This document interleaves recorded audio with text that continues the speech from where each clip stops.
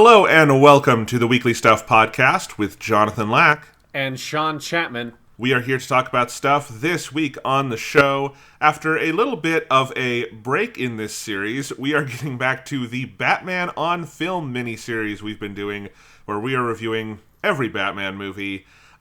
We went through 5 parts. We talked about 1966 Batman, 89 Batman, Batman Returns, Batman Mask of the Phantasm. We're having a great time. And then we hit Batman Forever, and we stopped having a great time, and it's been 3 months. Man, has it really been that long? It's been since January. We were on a real streak there, Sean, where the first 5 episodes, they were all done the same way. It was 1 episode for Batman, 2 non-Batman, then Batman, and it was all 5 were in that exact order, and now it's been 3 months. Yeah, that almost makes it sound like we originally planned it to be at that cadence, which we didn't. It was just like, This was entirely hey, when we have an open week, we'll try to do a Batman thing. But I mean, now that you say it that way, it makes a lot of sense, because it basically has been this entire, for like me, the entire school semester. I guess for you as well, right? As teacher's aide and stuff like that. So it's like, that entire school semester, I have not been in the mood to watch Batman and Robin, especially after tasting the bitter taste of Batman Forever. And once that's in your mouth, you don't really want to go see the sequel. Yeah. Batman Forever, that podcast was February 8th. Oh, yeah. Yeah. So, it's been a while, Sean. But anyway, yeah. So, we're going to talk about Batman and Robin. That'll be our main topic today. Do you want to give your brief, like, were you surprised by how much you loved the movie, Sean? And this is just going to be a really, surprising podcast for the listeners? We were right to dread watching that movie. That's what I'll say. Because the reason we put it off was just because it was, a nice coinciding events of, we were watching 00 Gundam, which is amazing for Weekly Suit Gundam. So it was like, well, do we really want to do Batman and Robin, or we could just fast track Gundam and do more Gundam and that kind of stuff. And then we kind of prioritized other stuff. But it was, Batman and Robin didn't make a very convincing argument, both from its reputation and my vague memory of the movie. Because I do have memories of watching this one, unlike Batman Forever, which is just a memory black hole because of the nature of what that movie is. Batman and Robin is a terrible film. People shouldn't watch it. It has very little that is redeeming about it. It's got maybe slightly more that's redeeming about it than Batman Forever, but it also is somehow even more of a nothing movie in terms of its plot and character development. So it's just bad. It's just a bad one. I'd agree with that. We'll talk about that later. That'll be our main topic today. We will also do a little bit of stuff. We'll do a little bit of news, including remembering the great Shunsuke Kikuchi, composer for Dragon Ball, who passed away at the ripe old age of 89 this week, which made me very sad. So you will hear us talk about that. But first up, some housekeeping. I still want to encourage people to subscribe to the Weekly Stuff's new YouTube channel, which is going strong. There are over 200 videos on the channel now. So I am making good progress in getting the entire backlog up there. And now really I'm just filling in the holes, because all the fun playlists that I've told you about are complete. And now I'm basically doing the year playlists. So all of Season 1, 2012, is complete on there. All of Season 6, because I had videos for those, is complete. All of the current year episodes, 2021, are up there and will obviously continue to be. So more will be coming up. It might still be sort of a subscription dump. Sadly, there's no way for me to stop that, where on your main YouTube subscription page, if I put up 20 videos, they're all going to show up in a row. I wish I could tell it not to do that, but there's no way to do that. So if you're subscribed now, I do apologize for that, but obviously that'll stop once everything's up. And it'll just be a normal upload schedule. So, but that's the housekeeping. It's going well. Very nice. Yeah. How have you been, Sean? What have you been up to? I've been pretty good. I feel like I haven't done a lot to talk about on the podcast. I've put a lot more time into Yakuza 7. So I'm now I think at the end basically of chapter 9, but I've done basically everything I can do at the point of the game other than advancing the story. So I've done all the minigame stuff. I've done every sub-story available to me, which is, I think, 36 or something out of the total 50. So I've, done the optional Yokohama dungeon. I've leveled up most of my weapons. So, I feel like I have finally hit the point in the game where the JRPG systems have developed enough that it kind of sucked me in. Because I think that's the thing that was keeping me... the main thing that was keeping me from, putting a huge amount of time in the game is just I've been busy with work.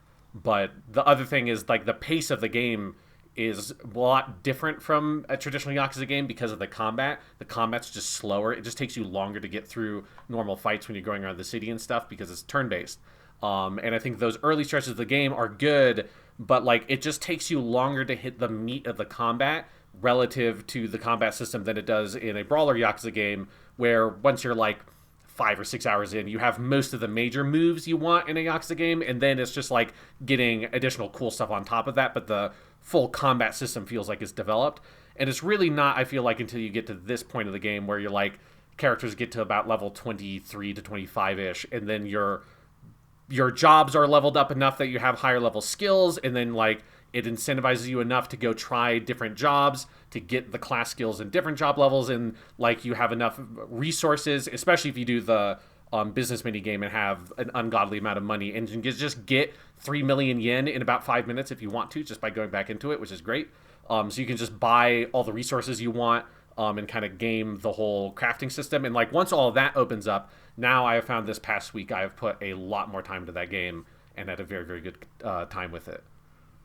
Yeah, that sounds about my thoughts on it, other than I don't have the comparison to the other Yakuza games, so I was always on board with it. Yeah, there is definitely a point where you have so much you can do on kind of the grind of it that it's very fun to just get lost in that. I do think late in the game, the grind becomes like untenable maybe if you want to go like into end game stuff. But through the main arc of the game, it's a lot of fun, and I enjoy leveling up weapons and doing all of that shit. And if you're in Chapter 9, yeah, most side stuff is free to you. There's a couple little things that you have to wait until Chapter 15 to clean up. But like the racing minigame, you don't. If you're wondering, Sean, like why can't I do the rest of the racing minigame? Chapter 15 is when you can do the rest of the racing minigame. Yeah. So. That's very similar to other Yakuza games. So yeah, like I feel like I have a pretty good sense of what is left of the game. Like I think I'll probably get through the rest of the game relatively fast. Like I expect I probably will have it done or mostly done by next week. Just because this is like the pace of Yakuza games. You hit that middle point where most of the game has now opened up, and then you just gorge yourself on like everything that is on offer, and then mainlining the story stuff past that point does not take as long as you would think. So yeah, you've got a lot of good stuff to look forward to. Yeah, so yeah, the story has definitely like hit a really good pace in terms of the main story. Good like revelations around major characters. It kind of forces you to use Ellie as your fourth party member, or like if you have her unlocked at this point, you kind of get a fourth party member slot opened up for story reasons, and then she got put in there, and now she's like one of my favorite characters because her like office clerk class or whatever that she has by default fucking rules. And she has this like thumbtack move she uses that is so far the best area of effect spell I've found in the game outside of like the breakdancer class has some of that, but she's just got this like fan of fucking thumbtacks she throws at enemies that just like, unless they are resistant to slash attacks, it just chews them up, and it feels great every time. That one's great. I made her a dealer in like a poker dealer, and that class is insane once you get it leveled up. There's a move called Dart's Airstrike that can just take out most teams in one hit. Eri is a very overpowered party member when you level her up in multiple classes. She's awesome. Yeah, right now because I got her level up to whatever it is that I have all the class skills for the clerk job unlocked. So now I have made her a Night Queen. I haven't played much with that, but I then put her. So that's the like dominatrix class, but I put her in the Kaoru Sayama suit, which is a character from Yakuza 2. So she's wearing a business suit but walking around with a dominatrix whip, and that is way hotter to me than her in the dominatrix outfit. Like it's way better. I highly recommend if you're going to play the game, like do it that way, because it's so much funnier to me, and it's like a way better look than the whole dominatrix get up. The outfits are spectacular. For instance, Nanba for me spent most of the game in the what's the name of the guy with the eye patch? Majima, yeah, the Goro Majima outfit, because it's like a rough tuck like suit and like the eye patch and ruffled hair, and like do that with his normal like homeless class, and it's just perfect. That's what Nanba is supposed to look like, I think. No, I made him a breakdancer, and that made me very happy because that is a very funny. I made him a breakdancer, and right now I have Adachi is a musician, and that makes me very happy as well. I like him running around. He has a flaming acoustic guitar that he beats the shit out of people. And it's funny to me because it is, it's basically a bard class where most of the class skills are more about like buffs and healing. But because he is naturally more of a tankish damage dealer type character, it like enhances that element of the character to where I just have him hit people in the face with the guitar, and it does a shit ton of damage, and it feels great. That's great. I used some of those classes for later party members you get, so because you've still got a few more to get. It's very cool. Yeah, anyway. I think I know very well one of the characters is going to be a party member because it's a character that it feels like they bent themselves over backwards to find a way to bring him back from Yakuza 6, and it's fucking amazing. They somehow found Han Jungi. He's a character that if you play Yakuza 6, you'll be surprised to know that he's in Yakuza 7. He's an amazing character, and he was my breakdancer. And he looks good in a breakdancer suit, so it was fun. Yeah, Mr. Bushido himself. Yes, we'll talk about all of that more in the weeks to come, I'm sure. Sean, I played Resident Evil 7. Very good. Which you played last week. Fuck. Mm-hmm. Fuck. That game is unreal. That game is unbelievably good. It is basically like Resident Evil 1 and 2 had a baby with PT and Saw, and just made this glorious, weird, fucked up, gnarly horror game that is also just like a perfect like exploration game. I adore every inch of it. It's one of my favorite Resident Evils. It might be it's up there. It's like that 4 and 2 are my favorites. And I love it to death. It's so good. I played the main campaign. I've also played one of the 2 big DLCs. I played Not a Hero, which is the one with Chris. Mm-hmm. Have you done any of the DLC yet, Sean? Yeah, I got like halfway through the Chris one and then stopped, and then I got very sucked into Yakuza 7 and haven't finished it yet. Okay. But I was intrigued by that because it is much more. It feels like they really like cared to like change the feel of the game to make it that you're not playing random dude Ethan who wandered into the situation. Instead, you are Chris Redfield, the special agent of STARS / now Blue Umbrella, and I like really enjoyed that. It's great. It's about a 2-hour DLC. I played it in one sitting. It's fantastic. Chris is a great character, and they really do alter the game for him. It also wraps up I had one complaint about Resident Evil 7. I thought it was a little short and had a couple loose ends, and the Not a Hero DLC kind of fixes all of that for me. It's exactly what I wanted. It's great. And I'm excited to play the other one, which is the End of Zoe, and then there's some other like small modes they added that I might check out, as well as like the New Game Plus in that game is insane. I looked it up; it's like very different, and changes a bunch of things up. So I might have to do that at some point as well. But it's fantastic. I loved it. I played it all on my PC, keyboard and mouse. It ran at about like 160 FPS on my system, and just like that was the perfect way for me to play it. Like. There was something about like turning off the lights, sitting at my desk, looking at my computer. It's like a lot of the classic Resident Evil games. It has a very like 90s PC game-esque feel to it, of you're walking around, you're looking at stuff, you're reading notes, all of that kind of adventure game stuff. And it was just the perfect way for me to play that game. I loved it to death. It's so good, and now I am unreal excited for Resident Evil 8 Village, which is coming out very soon, and I'm not watching or digesting anything about that game. I just want to go in as fresh as possible. Like, I know there's a demo that everyone is excited about. I know there's a big lady that everyone wants to step on them, but I am good just keeping myself unspoiled on it because it's so cool. Yeah, I have not gone out of my way to play the Resident Evil 8 demos either, because it's like, well, the game's out in like a week. I might as well just wait and play the full thing. Yeah, one thing I'll say about in terms of like playing the game on PC, I'm assuming that the PC version does not have HDR, or your PC monitor doesn't. Well, yeah, I think it does have HDR, but my monitor doesn't have it. So so that's like one thing I would say is because probably the game is mostly better on PC with a higher frame rate, and although it runs at 60 on any console version, but the HDR in the game looks unbelievably good, especially that first area. I would recommend, because if you have the PlayStation, you have that game, like it's been free in like 5 different ways. Yeah. like just play the first 2 hours, that opening section with Mia with HDR on at night, because it is one of the best looking implementations of HDR I've seen, and particularly in that area, because the thing that HDR gets you, or one of the things that HDR gets you, is like really deep blacks. And so that section of the game where it is so dark, it is like one of the best looking games I've seen, mostly on the back of like art direction, because the like use of shadows and lighting in there is so controlled that it makes things look like unbelievably realistic in some of those sequences, particularly with the coloring that HDR gives it. It has been a while since I played a game in HDR where the HDR usage made me sit up and take notice, because I've kind of gotten used to it at this point, that's what games look like. But Resident Evil 7 has some like the most striking use of HDR I've seen.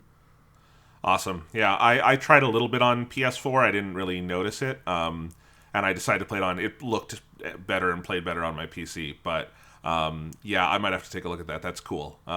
Or I could just hook up my PC to my monitor and I'd be able to look at it that way too. True. So yeah, it's a great game. I'm so excited to go back in and play this next DLC.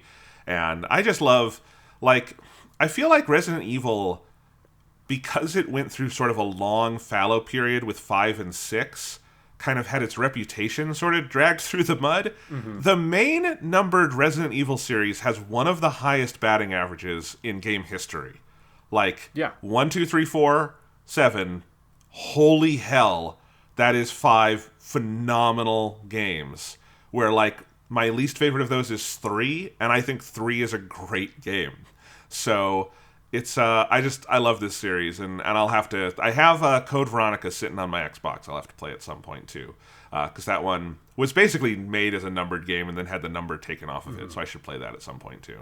Yeah, no, Resident Evil is great. It is, it just feels, obviously we're like coming to the Resident Evil 7 conversation very late here, but like, yes, it does feel really nice to have like Resident Evil be like an ongoing thing still in games, because particularly after 6, which I did not play for good reason, like the conversation around Resident Evil was so dire that it felt like it would not have been surprising if the series mostly kind of like went away, at least for a long time after that.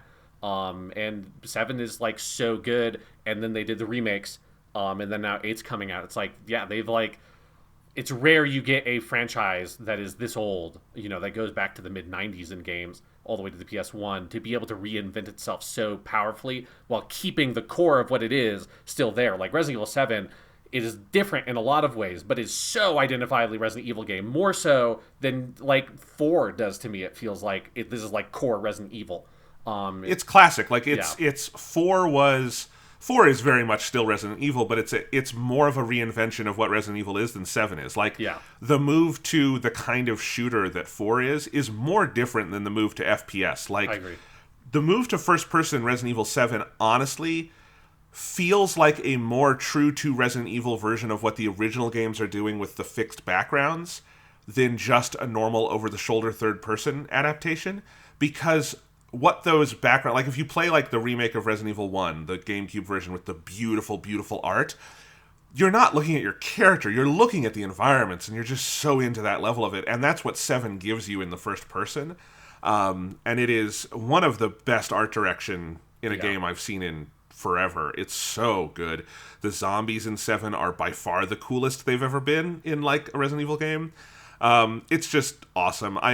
Capcom as a whole is just having a renaissance where they're doing this and Devil May Cry and Monster Hunter all on the backs of the RE engine that was made for 7, and it feels like that whole process has just like revitalized everything, and that's really fucking cool. Yeah, because Capcom is just one of those developers that goes back to like the roots of modern video games, and it is definitely that thing where it felt like they lost their way for a while, and then now having them come back and be like, we're consistently making some of the best games that are coming out in multiple different franchises.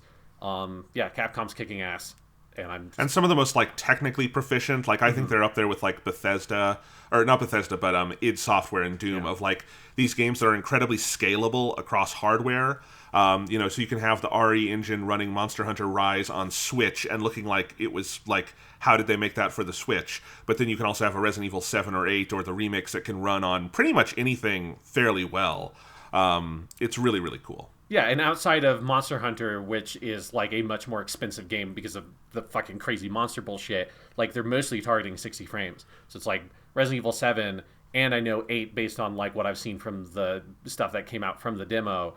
And then obviously Devil May Cry for very good reason. They're all targeting high frame rates, including on the previous generation consoles. Yes. So yeah, they've just got their priorities straight. It's just Capcom's kicking ass. Resident Evil 8's going to be very good, I think. I want the Mega Man reinvention, Capcom. What is the Mega Man game done with the RE engine? I think someone needs to figure that out. I'm serious. Like what is the like they did like Mega Man 11 and it's like another sort of side scroller, but like I want them to kind of apply this same level of creativity to some of their other like cool old franchises that are sort of dead, because there's a lot you could do with it. Yes, I think Mega Man would be hard. Like I feel like there's probably a good reason why they have not in a long time tried to let's do a 3D Mega Man. Which is what it would end up being if they're trying to do like a big budget version of the game. They could probably do it, but I think that I believe it can be. I think they have a lot of smart people. I believe it could be done. Anyway, but there's a lot of fun. They're doing all the old Mega Man collection, so I'm perfectly happy. They've kept their past alive, which is the most important part. So all good. I have also, Sean, I have played a couple hours of new Pokemon Snap. Cool. There's a new Pokemon Snap game. It is absolutely goddamn delightful. It is shockingly gorgeous on the Nintendo Switch. It's a beautiful game because they don't have to worry about like you walking around and anything like that. You're just going through the field. So it's almost like they've got, little movies playing. It's very fun. It's Pokemon Snap. Like, this is a game that, like, the review of the game is the title. Yeah. If the idea of a new Pokemon Snap game interests you, you should buy it. That's it. And I will have more to say next week, I'm sure, when I've put a lot more time into it. But it is delightful. The formula is so winning. You just go through these beautiful environments and you see Pokemon in their natural habitats. And you snap pictures of them. And then you get your pictures graded. And then you save your pictures and you edit them and you play with them. And then you go back and do more. And if it ain't broke, don't fix it. And it's even got Todd from the original game is your, like, mentor. There's all sorts of cool stuff in it. It's very good. It's the first Pokemon game that's voice acted, which is kind of crazy, and you can listen to it in English or Japanese. It's great. It's. I'll say more next week, and I'll maybe share some photos at some point. But yeah, if you want a Pokemon Snap game, but a new one, here you go. Have you thrown an apple at a Pokemon's head yet? Yes. Okay, good. That's all I needed to hear. Yeah, there was a Quagsire. He was sitting by a little lake, and I got a lot of good pictures of him from the back, and I wanted him to turn around, and I hit him on the head, and he rubbed his head, looked sad, and I was sad, because I'm like, I wanted you to eat the apple, not get hurt by it, but there you go. I want them to get hurt by the apple, and then I want to make art out of their pain. Okay, do you want to talk about the news? What's going on in the news, Jonathan? Well, Sean, our first piece of news this week is one of the sadder pieces of news I've ever had to report on this podcast, which is the death of Shunsuke Kikuchi, who was the longtime composer for Dragon Ball and Dragon Ball GT. He, in fact, was part of the original Akira Toriyama anime team from the original Dr. Slump anime, which then that whole team went on to Dragon Ball and then to Dragon Ball Z.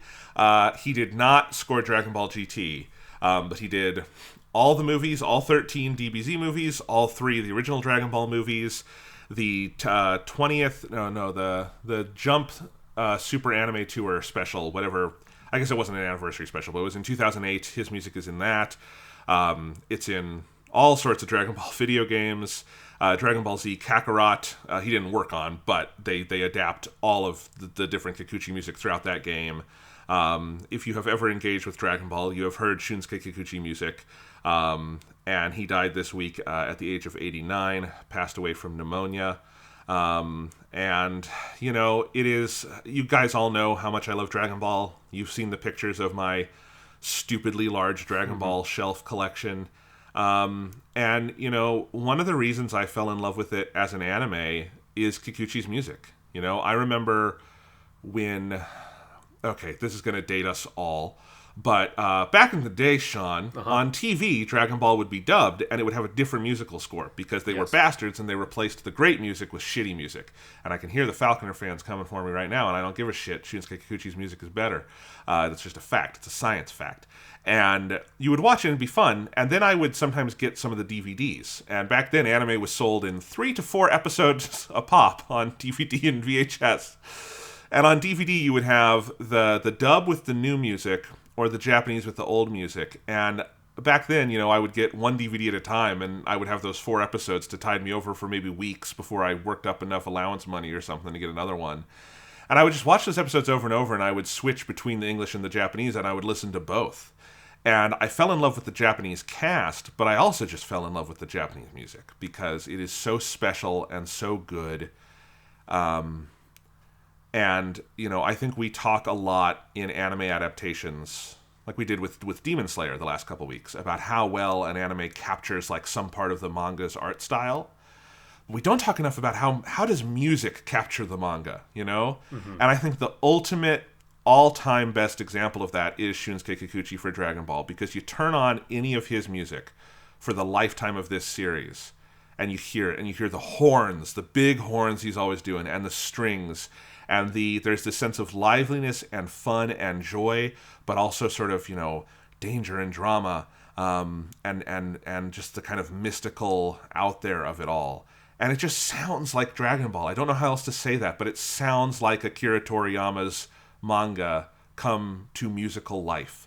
And I adore it so much. I have listened to the score albums that there's a big 3 CD soundtrack album that you can find that is a really good collection of his music, and it's amazing. It's amazing stuff, and it is another, loving Dragon Ball at this point means sadly a lot of the people involved with it are passing away. And this one definitely hurts. He hasn't worked on the series in a long time, obviously, but also the series has just never quite been the same without him. I like Norihito Sumitomo's music now and then in the Super era. I think his score for Broly was fantastic, but it never quite feels like Dragon Ball to me without Shunsuke Kikuchi. And, it won't again, and that is sad. So rest in peace to a phenomenal anime composer. Yeah, I mean, as someone who, started with the English dub, and that was I'd only watched Dragon Ball Z on TV as it aired on, Toonami, and I didn't own any, home video version of it, other than, a couple of the movies. I think we had, a VHS tape of the Trunks episode where they find the Cell's, carcass or whatever that he has, grown out of. I remember having that episode. Good episode. Good one yes. to own. But obviously for a VHS tape, it was just the English version. Right. And so for most of my life until high school, the only exposure I really had to Dragon Ball was just the original Funimation version, which obviously has the Bruce Faulconer music, which was something that I feel like the English fandom has tricked themselves into thinking was good because remixes of his themes can be good because some of the melodies are good. Dragon Ball Z Legacy of Goku 2 has great music, and it uses a lot of the Falconer melodies. It's perfect video game chiptune music. It's great for that. But how it's used in the TV show is god-awful. And you don't realize it's god-awful until you watch the Japanese version with Kikuchi's music, or modern versions oftentimes will just use the English with Kikuchi score. And then you realize, oh, this is what this is supposed to be. Because the Falconer music, outside of, I think he got a little bit better at it in the Boo stuff, but not by much. He would only ever really score to the action, and then in the action scenes, and then he would score to the action, or they'd use the music in that Mickey Mouse mousing kind of way, where it would every time it would cut to, oh, Krillin's on screen, let's use a Krillin song. Vegeta's on screen, Vegeta song. Oh, Cell's on screen, a Cell song, and it would just cut that way. And it's terrible, and it kills your brain. And then the Kikuchi score has so much life to it. It has so much breadth to it. It covers the whole scope of what Dragon Ball as a franchise covers, meaning it also evolves along with Dragon Ball as Dragon Ball changes to become more action and drama focused over the course of the original manga run. And then certainly once you get into Z and stuff. But it always has that lightness of heart and humor and character to it, as well as drawing strong inspiration from things like Kung Fu cinema and those scores, as well as I feel like Kikuchi's music with Dragon Ball, while it's very different, the approach as a composer reminds me of Akira Ifukube's scores on Godzilla movies and all of the stuff he works on. I actually agree with that. I think that's a good connection. Yeah, I think it's like they have a certain sensibility that like very few film composers would have, and how they like embodied the like what the series was through their music, and a willingness to use a wide range of interesting and kind of like eccentric instrumentation to create the effect that they were going for. And then critically with Kikuchi's music, it's also like made with the understanding that the music's not playing every second of every episode, right? It's like the music is there to accentuate and add impact to what's happening. So, you know, there are stretches of silence where tension builds and then the music comes in, and like that score so lives with what that series is, and it's so like a point in time. Like it's the kind of thing where you can't use it for new Dragon Ball stuff because it just feels like it needs to exist with Dragon Ball and Dragon Ball Z and the movies, and like it is that series like captured in a moment in time so perfectly, that yeah, it is one of the all-time great like TV scores ever. And yeah, it's sad to have him pass, but it's happy that he lived such a long life, leaving behind such a like powerful legacy of the work that he did. And hopefully seeing how much it touched people over generations at this point, I think it's safe to say, you know.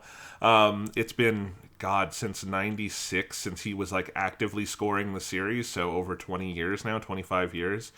That's wild, and it is an insane legacy. You know, I like that what you said about like how, right, you really couldn't use it for the series now, which you kind of see with if you watch the score-replaced version of Dragon Ball Kai, where Kenji Yamamoto was caught for plagiarism, so they had to rip all his music out and put the Kikuchi stuff back in. And it doesn't work as well with the recuts because that's not what the music was written for. Yeah. And it's a reason why Dragon Ball's slow pace in the anime, especially once you get to Z, has never bothered me the way it does with some anime. Like, certainly, I'm not going to go out of my way to say that, like, the 30-episode Frieza fight is fully warranted, right? Mm-hmm. But, like, there's something about, I think, Kikuchi's music especially kind of helps sell the pace in a way that I don't know if they would be able to do without it. Yeah,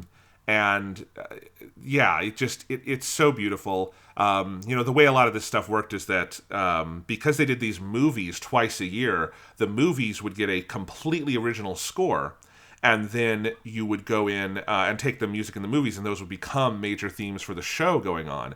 And so listening to the scores for the movies is a lot of fun, and it's the main reason to watch the Dragon Ball movies, because the music is so good, and a lot of your favorite Dragon Ball themes come from the movies and then get worked in different ways. Like, one of my favorite examples is if you go back and watch Dragon Ball Movie 2, which I think in English is called Sleeping Princess in Devil's Castle, but it's the second Dragon Ball No Z movie. So it's a really crazy one. It's like a vampire castle universal horror movie. It's very bizarre. But the main theme of that, like for Dracula, like the main like devilish theme is this like big like gothic choir. And you'll be listening and you're like, wait a minute, that's Piccolo's death theme, because that's what they used in Dragon Ball Z when Piccolo sacrifices himself for Gohan, and it's so touching. But it was written for a completely different thing in Dragon Ball Movie 2. And there's so many fun things you'll see like that. But the movies have fantastic scores. I think like Dragon Ball Z Movie 1, Dead Zone is, that score is so good.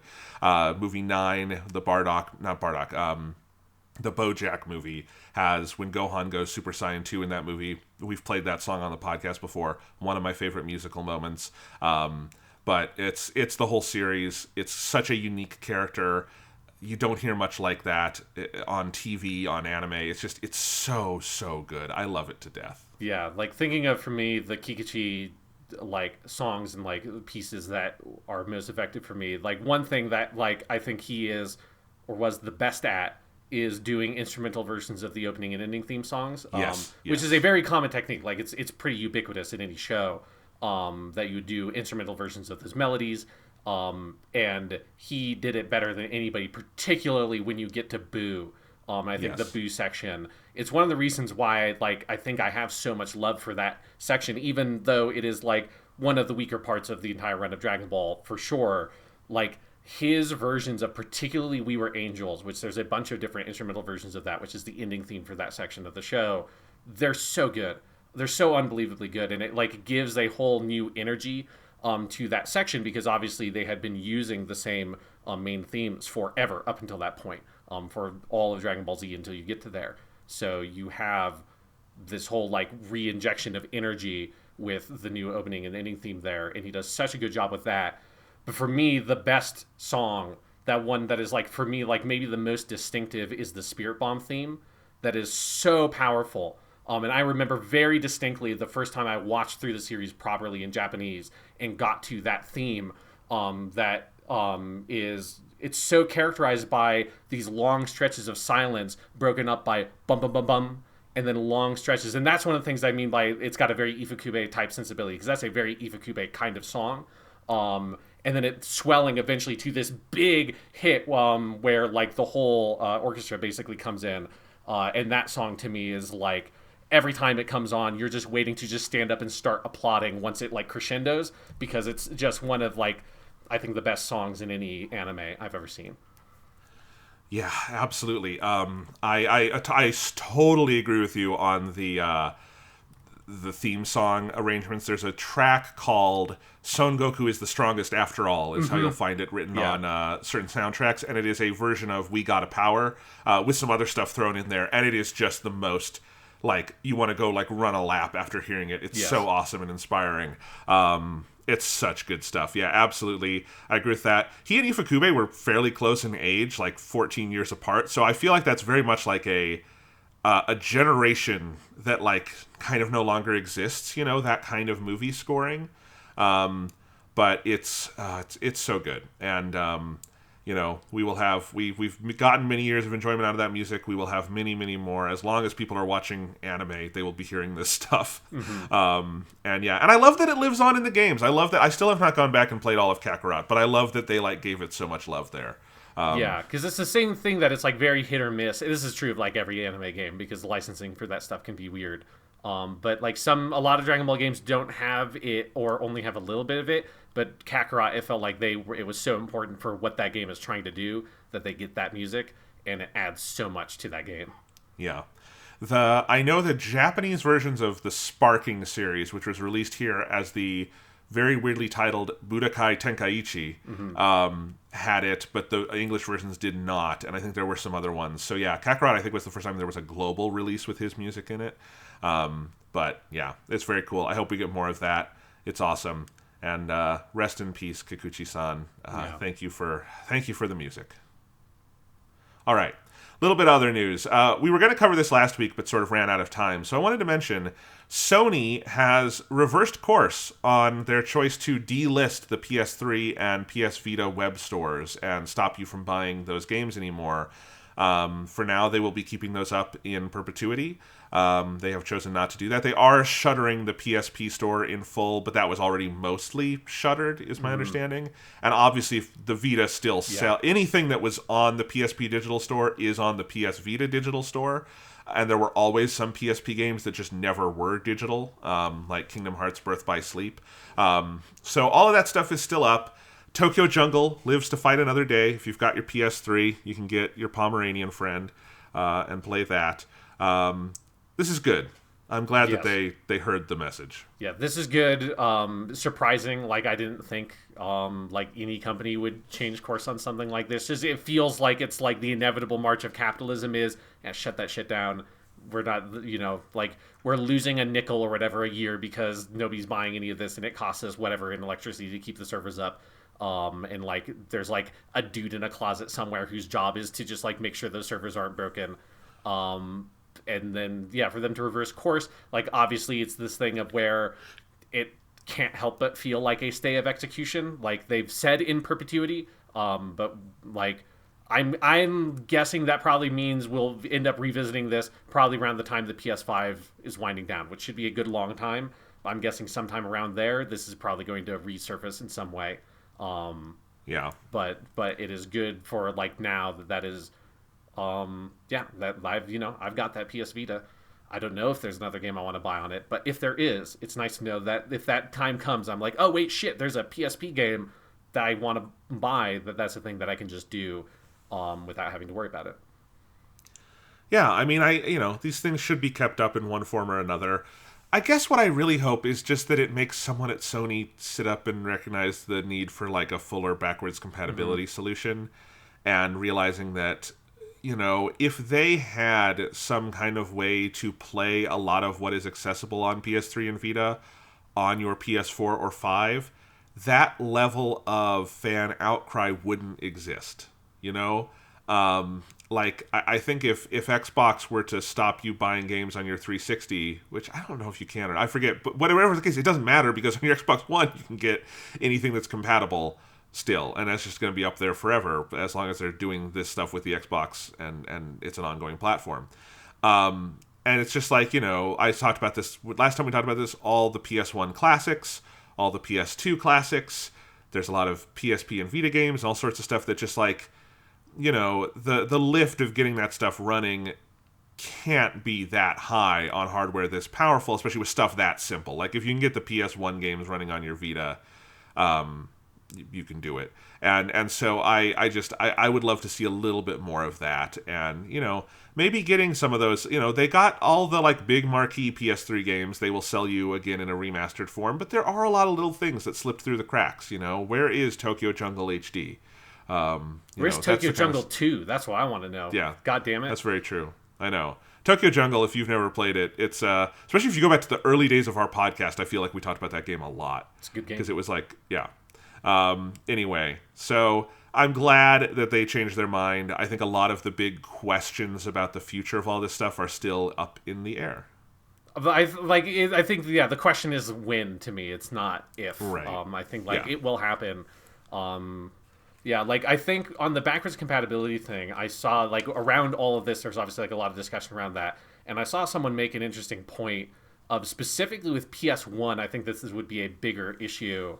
Is that I suspect for that it's less. I mean, they can make fucking PS1 games run on whatever. Like obviously, it's it's like less than a megabyte of data for a bunch of those games. You can make it run on whatever the fuck you want to. I suspect the problem with that is that these probably would not be able to sell a lot of those games because you'd have to make new licensing deals.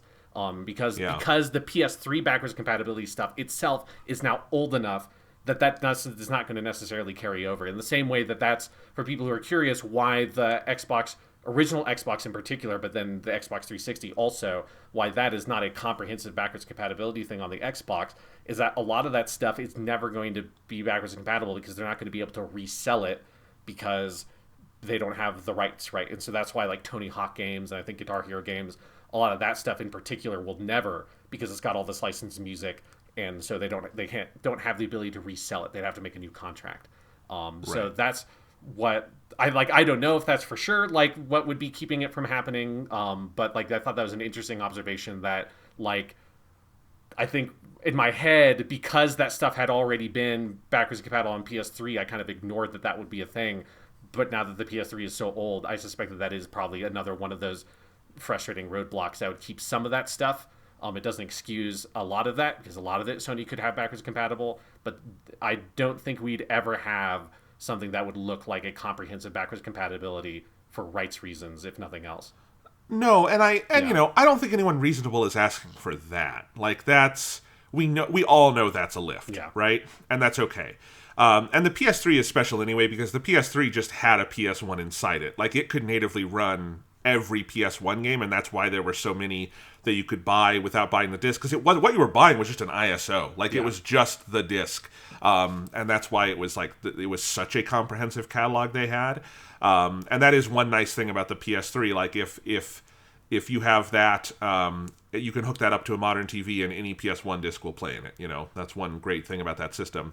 But like there's some obvious ones that like let's say we're on the PS1 Classic, their very bad little mini system they put out, like Metal Gear Solid. Yeah.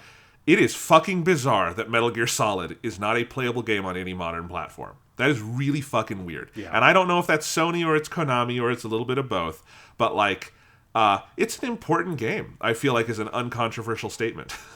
Yeah. Yeah. Yeah, Metal Gear Solid 1, that was one of the ones where I have not like properly played through that game because you had to go through some like weird voodoo to get the PS1 Classics version to play on Vita. because that was Right. like one of those weird ones. Yeah, I played it on the PS3 through PS1 Classics. It was great, and I love that. I think that's one of the better Metal Gears. That and 3 are my favorites. I mean, I like 1, 2, 3 a lot. 2 gets talky and annoying and has weird incest stuff, but yeah. Anyway, that's a tangent. Yes. But related to all of this, Sean, this is a really interesting piece of news that came out last week. There is a U.S. District Court judge that has allowed a lawsuit to move forward against Apple over their use in the iTunes Store of the word buy in purchasing movies and TV shows. The argument in this lawsuit being that you aren't actually buying the concept on Apple's web store, you're getting a little license for it, and it can be, and in some cases has been, revoked. You can lose access to it. So this is Judge John Mendez. He wrote, quote, "In common usage, the term buy means to acquire possession over something.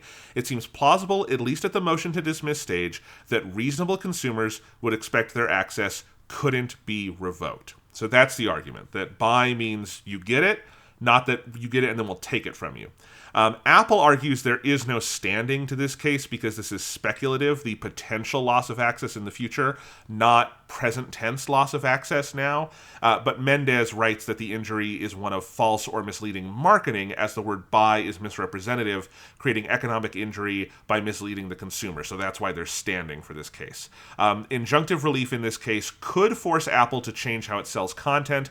Amazon is facing a similar lawsuit over Prime Video. And of course, this is not really about Apple. This is the entire digital goods industry. Yeah. Like, Apple is not doing anything unique here in using the word buy on something you cannot actually buy.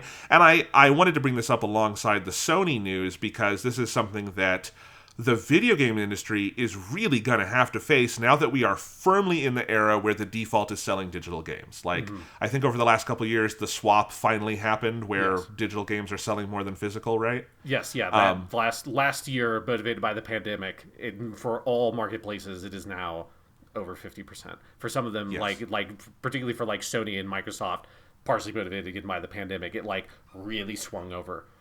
So there wasn't even just like a 50-50. It's like a 55 or 60 split in digital's favor.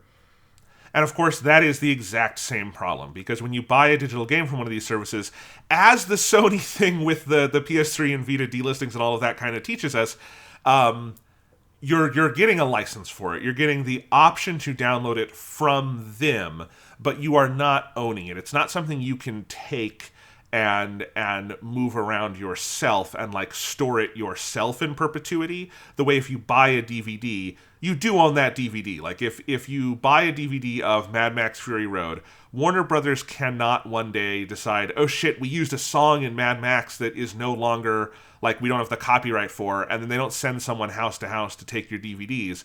They could do that on a digital platform. They could just revoke Mad Max Fury Road entirely, and you would never be able to watch it on those platforms again. Which is why a lot of people, paranoid people, like physical media for all of these reasons, right? And so this is something that is going to have to be figured out. And I actually think we're going to see more, not less, of these lawsuits in the future, because it's just a question that is going to have to be resolved legally of what does the word buy mean?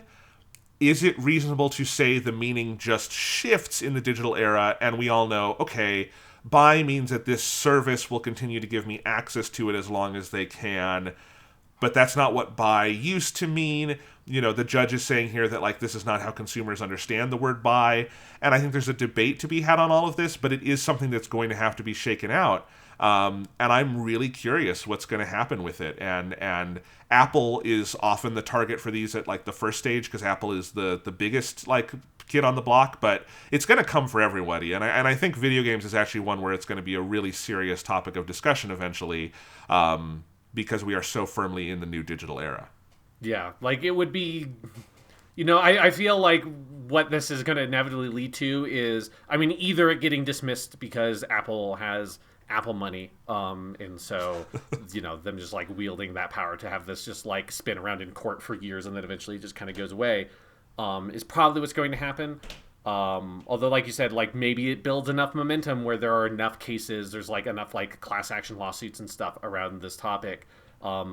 I wonder if then we just, like, live in a world where instead of it saying buy, it just says purchase license, and then They dust their shoulders off and go, well, it doesn't, like in a market that was more competitive, that might mean something that if other like marketers or like storefronts could use the word buy, but Apple couldn't. But the market's not competitive enough. If they just changed the language to purchase license, I don't think it would affect anything for them.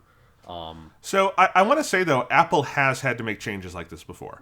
One that happened for misleading marketing in film and TV, this one's really fascinating because I actually got money for this, was when Breaking Bad's last season aired. Do you remember how they split it in two? So it was season 5 and 5B, sort of.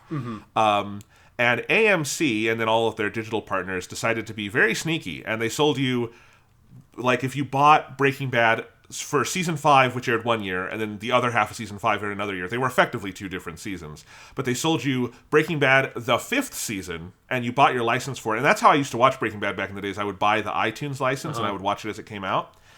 And then when season 6, but season 5 technically aired the next year, they were like, then they sold that as the final season. So it was the 5th season and the final season. And they were separate licenses. And a class action lawsuit started at iTunes, but of course iTunes was not the only one doing this, but iTunes was the one that was sued.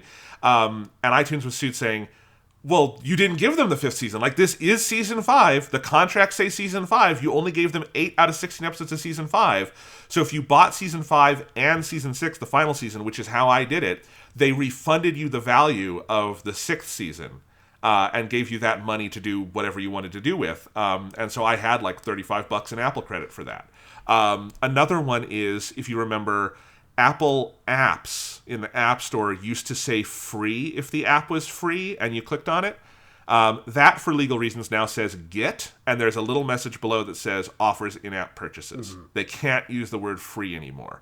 So this kind of pressure has changed things. And I think with the Git thing, I think that was a proactive change they made to head off lawsuits.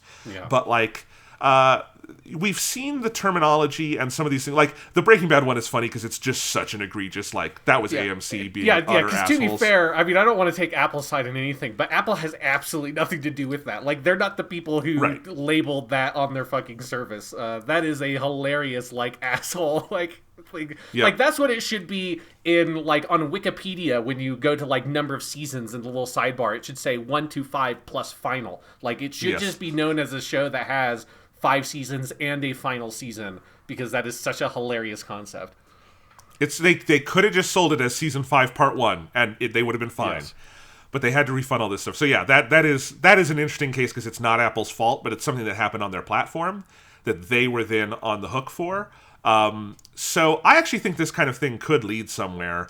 If for no other reason than, as you say, the fix might be as simple as changing the terminology we use, and then there is no legal issue.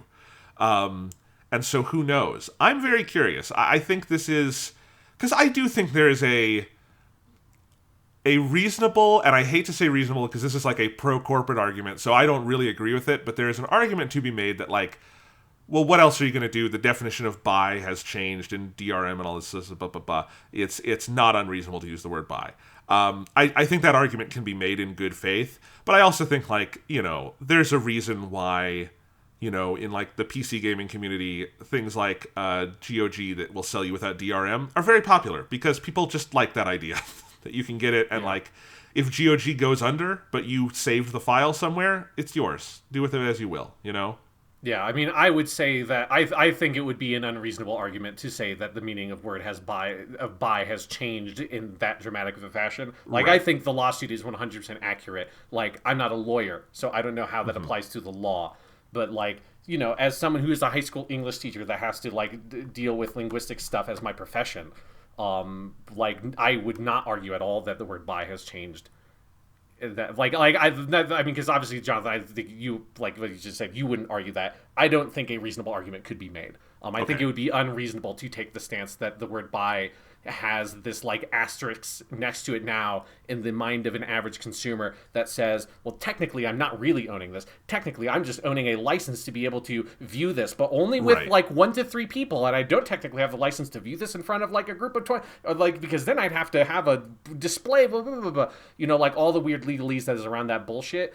Like, that is not how we use the word buy. So it's like, I think the lawsuit was 100% on point I just think the thing that's going to happen here is if it gains traction, I think it will be like that Git thing on the iStore where, I suspect that did not really affect anything for Apple in terms of like the number of free apps purchased or in-app purchases made in free-to-play apps. I don't suspect that change made anything meaningful difference there. And if they change the wording to purchase license or whatever, they'd probably come up with something catchier. Like Git is a very good, very clever get around to the word free, that it does not communicate to somebody something meaningfully different than the word free, but it is not saying that it is free. It's just that you're getting it. So, and this is why I think this is a big issue for video games specifically, because for movies and TV shows, this is losing relevance every day as streaming becomes bigger. Yes. Disney does not have a problem here in terms of are they selling you or not, because their focus is Disney Plus, which is an app you subscribe to with no expectation, reasonable or otherwise, that you own that content, right? Yeah. Nobody who subscribes to Disney Plus thinks they own in perpetuity 101 Dalmatians on that service, right? You know that as long as you have the service, you have access to what is on the service. And it's like any channel going back, that's how channels and networks work, right? Yeah, that you don't even have the expectation that while you are subscribed to it, you have access in perpetuity to the stuff that was on the service when you subscribe to it, because stuff comes in and out of the service. Like, you have no claim to any control or ownership over any dynamic of the service other than the fact that you're subscribed to it.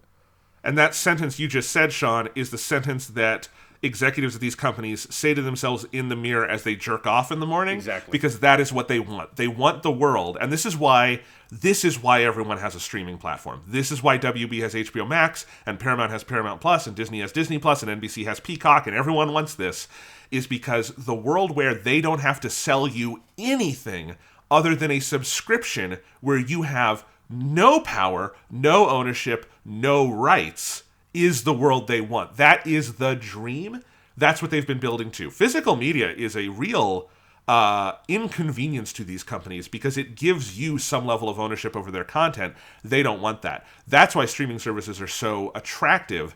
And in movies and TV shows, that's what we're quickly moving towards. And I think we're going to be at a point pretty soon where Disney will no longer be selling physical media or video ownership, quote unquote, in iTunes even. I think it'll just be behind the Disney Plus wall, and that's what they'll be fine with. Yeah, they're going to close that vault and throw away the key, basically. They're just we put it all back in the vault and fuck off, motherfuckers. You can look through the window of the vault over there if you give us $6 a month.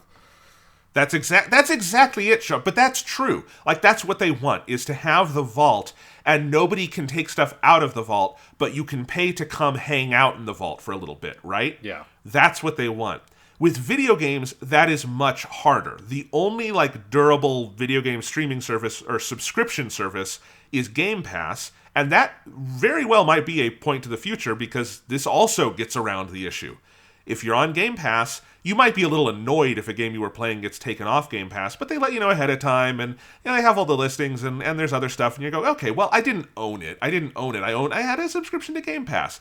That's what they want. Yeah. And that's going to happen more and more. And we'll see. The big hurdle with doing that with video games so far is you can't stream video games, as Google Stadia taught us. Yes. You have to download them, and they're big things, and they're also the expense is just higher. A movie you sell for $15 to $20, a game you sell for $60 to $70. So that's why this has been more of a challenge for video games, and that's why I think this issue will hit video games harder than it will hit iTunes. Notice that music isn't included in this lawsuit because no one cares, because everyone streams all their music through stuff. This has already happened completely to music. It's almost happened completely to movies and TV. Video games are the last frontier for this. Thinking of Google Stadia, Jonathan, did you see the news this week that Google Stadia has added in the feature for its web store that it now has a search browser? I saw that and I laughed so fucking hard. I didn't know they didn't have a search function. Google Google. Google didn't have a search function in their game store. I feel like that should be the title of the book about Google Stadia. Google didn't have a search function in their game store, and that is just like, that tells you don't even need the book. You just need the title. That tells you the rise and fall of Stadia in one sentence, right? Yeah. So we'll see, like, in the coming years, whether or not, like, how much of Stadia's failure is it's, like, too expensive and difficult to manage game streaming services and all of that. And how much of it is that they were just so unbelievably fucking incompetent, because that is mind-blowing to me that they did not have a search feature in the Google-owned and operated game streaming service that you couldn't search. I mean, the thing is, like, when I use the service very briefly, to be fair, I never needed to search for anything because there's only like 10 games on there. So it's like, I played Thumper, I played some Serious Sam, I played some Destiny 2, all of which were just on the front page because there were like 7 games at launch. When it was for free, and then months later I played the demo of Ubisoft Breath of the Wild game, whose name I can't remember. That's not Gods and Monsters. I played the demo of that game, and that demo was also just on their front page. So I've never had to search for anything because who's going to use Stadia that much? But it is hilarious that, like, it took them that long to realize, oh, we should probably make it so that they can actually search for specific things in this storefront. It is so funny. It is so fucking funny. Anyway, do you want to move on and talk about a movie? Let's talk, Jonathan, about Batman and Robin.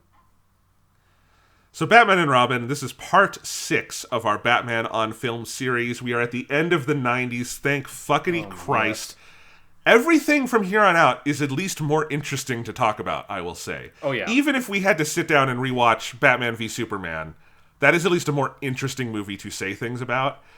My fear with this conversation, Sean, is that it will be 5 minutes long. Because I have to be honest. I think if you and I were sitting down and planning the series out ahead of time again, I might have just combined Batman Forever and Batman and Robin into one episode. Because yeah, most of what I have to say about this movie you can kind of cut and paste. It is... And it's even more ineptly made than Batman Forever, but it's very ineptly made. It looks cheap as shit. It looks like an Ed Wood movie, but in color, which makes it worse. It's mostly poorly acted. It's a little better than Batman Forever, but like it's got just a terrible script. The serious parts are the worst parts of it. Look, are we saying anything new by saying Batman and Robin is a bad movie? No. I will say, I do not hate it as much as I hate Batman Forever. I do hold that opinion. So, I mean, let's just recognize it's a stupid conversation to have in the first place.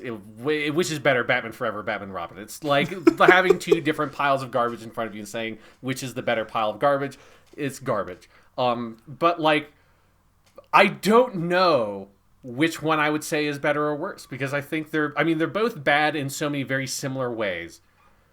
But there is like this key difference between the two of them where Batman and Robin, like the schlocky, campy parts, which is specifically Poison Ivy and Mr. Freeze, aren't bad. Like, they're fine. Like, I think Uma Thurman I like, Arnold Schwarzenegger I like in this movie. Like, in scenes that are focused on those characters are fine.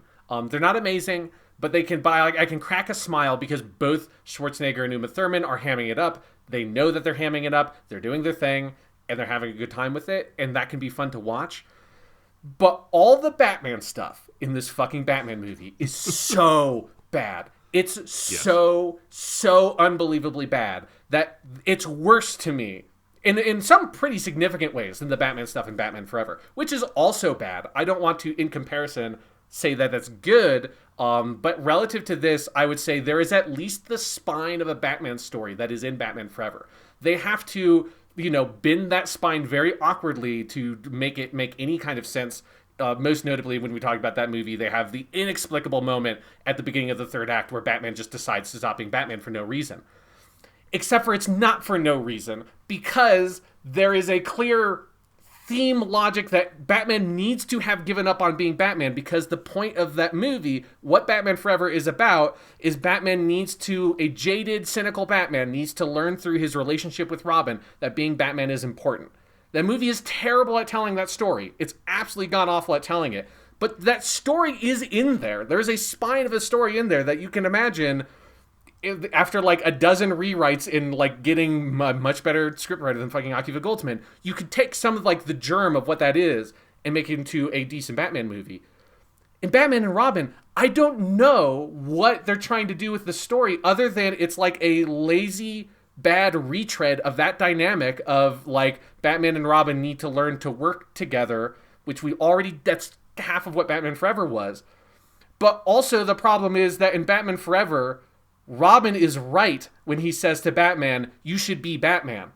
Robin is never right in this movie. Robin's this stupid piece of shit for the entirety of Batman and Robin, who, for the most of the movie, is just seduced by Poison Ivy. For the entire, like, middle hour of this entire thing. He is continually going like, oh, you're just mad because she loves me not as much as you. And Batman goes, she's seducing you because she's the supervillain. Stop, Robin. And there's multiple scenes that go like that. And you can't have the movie then be... And then Batman should really learn to listen to Robin and team up with Robin and like learn how to be good buddies with him. When Robin's a stupid piece of shit for the whole movie, it's like there's no story for the Batman side of Batman and Robin. And so I don't know which one is better and which one is worse because they're both fucking terrible, but they're terrible in slightly more nuanced ways from each other. 100% agree with all of that. I think I lean towards Batman and Robin here, which is a crazy sentence to say, because of the villains. Like, the thing that annoys me most in Batman Forever is the villains. It's the terrible Jim Carrey of it all and the utterly baffling, wasted Tommy Lee Jones of it all. And at least in Batman and Robin, especially because the 90s Batman movies are about the villains. Like that is like what's on the poster. They're all like, the villains are always credited above Batman in the credits. Like in this one, Arnold Schwarzenegger gets top billing, you know? Like the villains are clearly where like the hearts of these movies are. And at least I think Arnold Schwarzenegger, the characterization of Mr. Freeze is unbelievably confused and is like, has no idea what it's doing. But if you give Arnold Schwarzenegger an ice pun, he will make a meal out of it. He is good at that. Yeah. And he is fun to watch in that sense. And Uma Thurman, I actually think is just genuinely good in this movie. Like, I think she is doing, like, Eartha Kitt in, like, 1966 Batman or Julie Newmar. Like, she's being Catwoman. She's not being Poison Ivy. But within that, like, she is actually very good at that. Like, she is... like, the writing is not always up to her, obviously, but, like, this is something Uma Thurman can do, and she can do more convincingly than anyone in this or Batman Forever. Like, you could pluck Uma Thurman out of this movie and put her in 60s Batman, and she would feel right at home. She does know how to play this kind of thing in a way that, like, George Clooney is an amazing actor. He is not the kind of camp comic genius you need to pull this off, right? Like, he's just not. And so he is really miscast here, as Val Kilmer was, because if you're giving him puns to do, he can't do that. He looks like he wants to die when he has to say, never leave the cave without it, or something like that, right? And so, at least on the villain side, I enjoy that more. But that said, this movie feels interminably long to me. Yeah. And I think it is like, and I agree, it's kind of like, where do you come down? Because I agree the Batman stuff is absolutely, it is worse than in Batman Forever. Like, this is so weird. As bad as all the stuff with, like, Dr. Chase Meridian is in Batman Forever, at the very fucking minimum least, it gives the movie a spine. Yeah. Right? It's a broken spine. It has not been drinking its milk. Its bones are very weak and brittle. It's cracked in a lot of places. It's very awkwardly horny also in that movie, that spine. Yeah.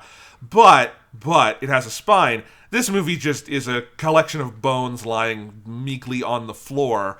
And yeah, the miscasting of George Clooney, combined with the miscasting of Chris O'Donnell, combined with the miscasting of Alicia Silverstone, is a hell of a thing for that side of the movie. And poor Michael Goff, however you say his name, just trying to hold it together as Alfred, as the only actor doing his thing in the movie.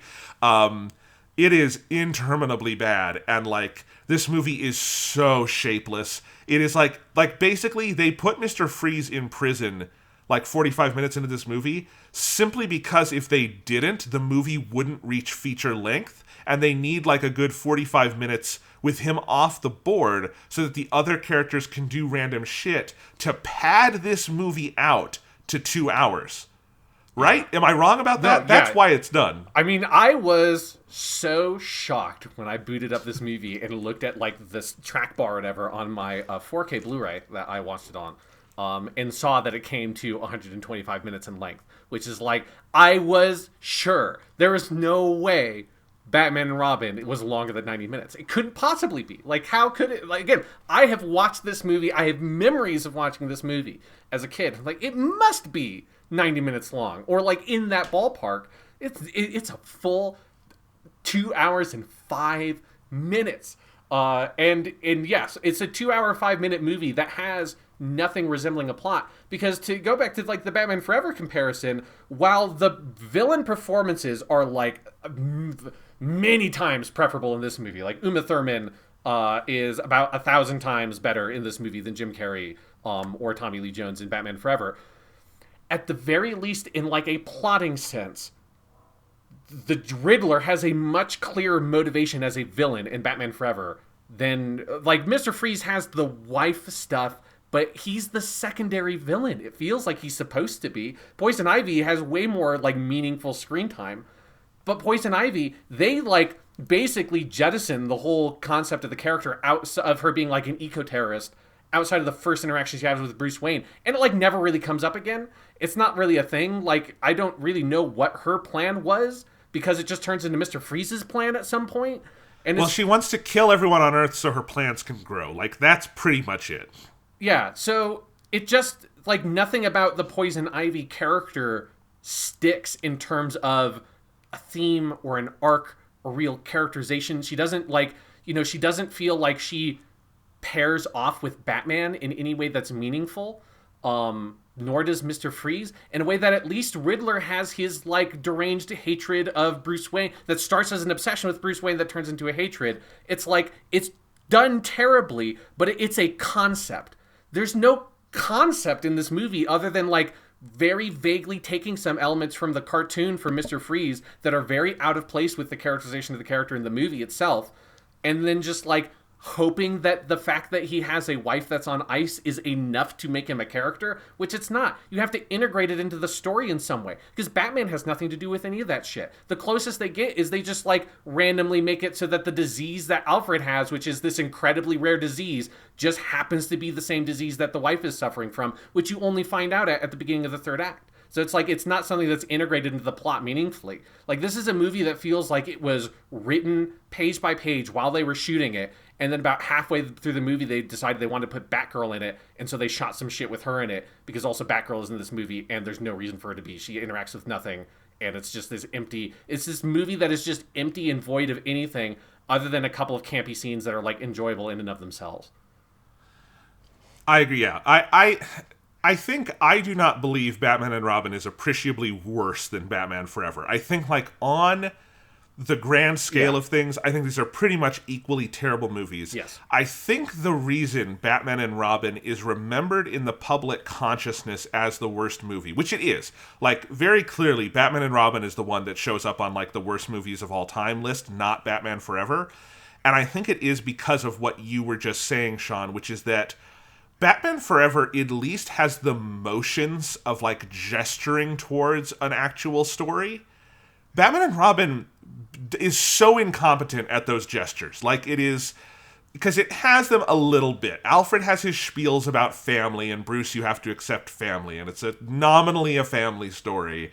And that's, I guess, kind of connects to Freeze has his dead wife, who he never really mentions. We just learn about outside of that. It's completely disconnected from him and his motivations.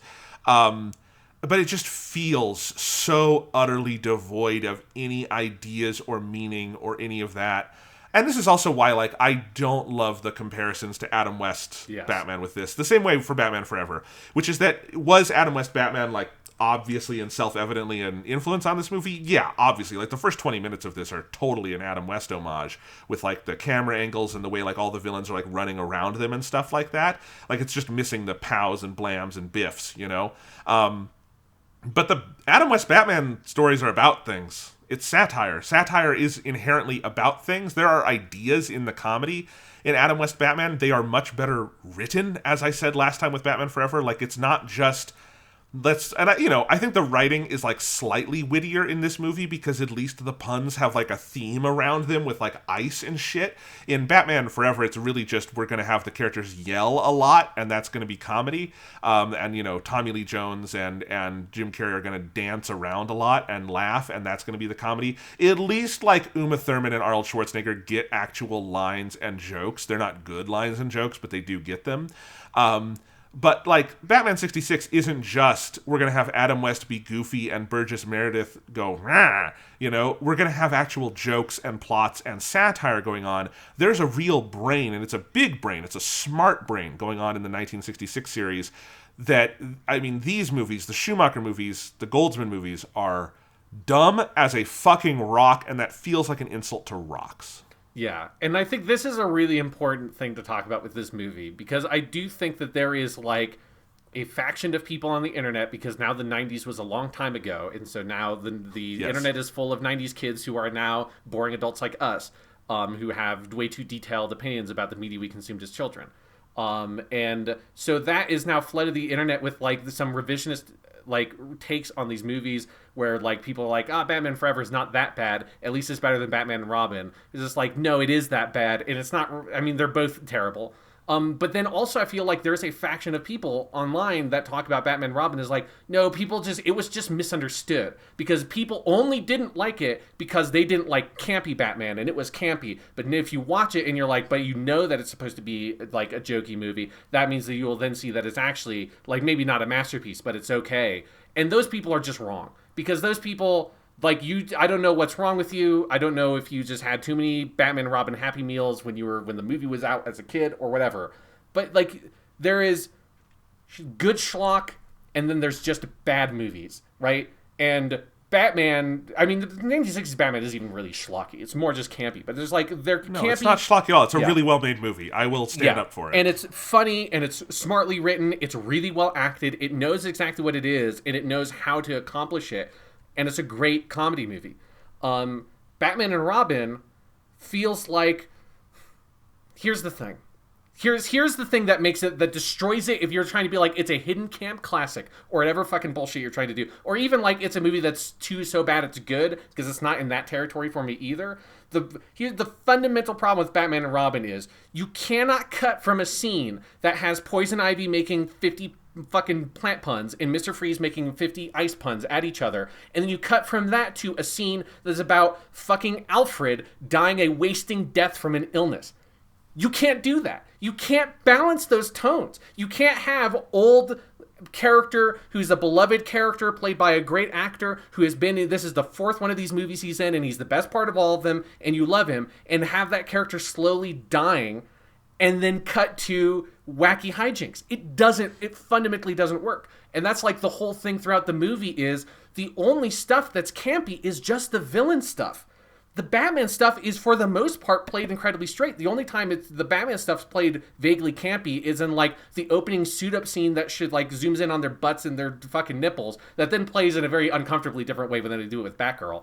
And that part's kind of campy. And then in the scenes where they're with Poison Ivy or Mr. Freeze, those can feel kind of campy with Batman and Robin. But as soon as they're outside of that realm, and it's them in the manor, and they're talking to each other, and Alfred's there and all of that, the camp just completely goes away, and it turns into a very self-serious Batman movie.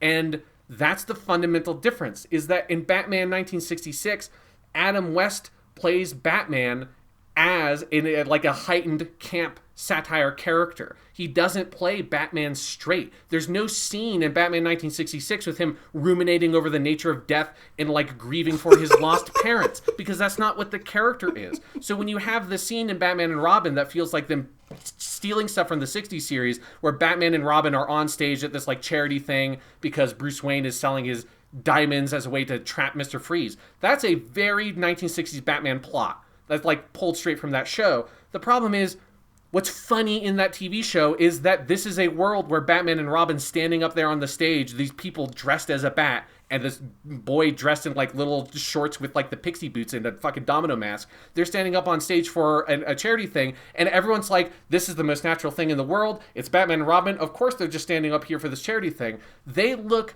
and feel so hilariously out of place in this movie, in that scenario, because it doesn't fit anything with their characters. How the fuck are Batman and Robin in this universe up there on that charity stage? It doesn't play as a joke. It plays like they don't know what they're doing because they didn't. I think the comparisons between Batman and Robin and the Adam West stuff, again, it's not that I don't see where it's coming from, but I genuinely think it comes from people who probably haven't actually seen the Adam West stuff. Because it's actually an insult to the Adam West stuff. Yeah. Batman 66, let's just go with the movie that we talked about on this podcast, Sean, as our example. Yes. Is a well-made movie. Mm-hmm. It is a really well-made movie. It is a really well-directed movie. Look at the scene that you and I both love. Some days you just can't get rid of a bomb. Yes. Look at that scene. Break it down shot by shot. It is an objectively well-directed movie scene. It is good filmmaking. Yes. And it's not just good filmmaking. I actually think like that scene, that is great filmmaking. Like that is timing and framing and like the production design and Adam West's acting, which is pitch perfect. He's still the best Batman if you just gauge the quality of the performance. He just fucking is. Yeah, and like, with that scene, like one thing that's really important is like what you're saying is like the main joke in that scene is one that is delivered primarily through framing and editing, because it's about showing things in the frame that are unexpected to you. Of him not being able to throw away the bomb in here and there, and like revealing things in the frame in an interesting, funny way to expand on and sort of exaggerate the joke more and more as it goes on. It is a joke that only works because it's a movie. You wouldn't be able to do the stage play version of it because the joke is made through cinematography and editing. It is a filmic comic sequence. Yes. Batman and Robin is, in my opinion, the worst made Hollywood movie I've ever seen. Yeah. It is the most ineptly made movie that, like, among movies made by professionals, movies that, like, were made by a professional studio, by professional, nominally, like, filmmakers that went out to movie theaters, it is the worst movie in that sense I have ever seen. It is, like, there are lots of movies I hate. I hate Suicide Squad. I hate Transformers 2 and 1 and all of them. And, like, I hate a lot of these things. This is just manifestly a much, much worse made movie than any of those. Mm-hmm. Batman and Robin, Sean, you know the production budget of this movie? What is it, Jonathan? Production budget of this fucking movie was $160 million. How? Which was, like, one, more or less unprecedented at the time. Like, that is so high. That is the same year, Sean, this was 1997. Titanic came out the same year. Titanic, infamously, like, the most expensive movie ever made at the time. Titanic cost $200 million. Only $40 million more. They made a scale Titanic for that movie. Titanic is like, if you want to see money on the screen, Titanic shows you the money on the screen, right? Yes, that is a movie that you watch it, and if you come out of that theater and someone tells you, you know, that's the most expensive movie that's been made so far, you'd be like, well, yeah, like, look at that movie. Like, that looks like like they destroyed a boat for it. Like, yeah, it's a fucking expensive looking movie. It's a good movie. It's a great movie. Batman Forever cost $100 million. It went up by $60 million, the production budget. How? This movie looks like it was made for nickels in couch cushions. It is so ineptly made. And I went on my entire rant about this with Batman Forever, but, like, this is the epitome of terrible direction, where everything you see on screen, every prop, every set, every color, every costume, everything looks fake and cheap and bad. And it is not an aesthetic. It is not a conscious camp choice. It is none of that. It's just bad direction. The lighting is garish and ugly. The cinematography is flat and crowded and never conveys anything good through visuals. It is just always, constantly, the cheapest looking shit. It is unbelievably inept. It is the most ineptly directed movie I've ever seen, narrowly beating out the other most ineptly directed movie I've ever seen, which is Batman Forever. Mm-hmm. And this is even worse than that on the level of direction. Yeah, it is shocking. And yeah, because so because I am someone that this is not like, my profession is not connected to movies. I love movies and love talking about them on the podcast. But like, so for me, if you talk about something like editing in a movie, it's hard for me when I'm watching a movie, particularly on the first time through, for me to have like a really strong, like conscious opinion about the quality of editing in a movie, because it's something that like, unless you're experienced in it and you really think about it a lot, it's something you absorb so naturally, because editing is the filmic grammar of how you're like making meaning through different shots being put together.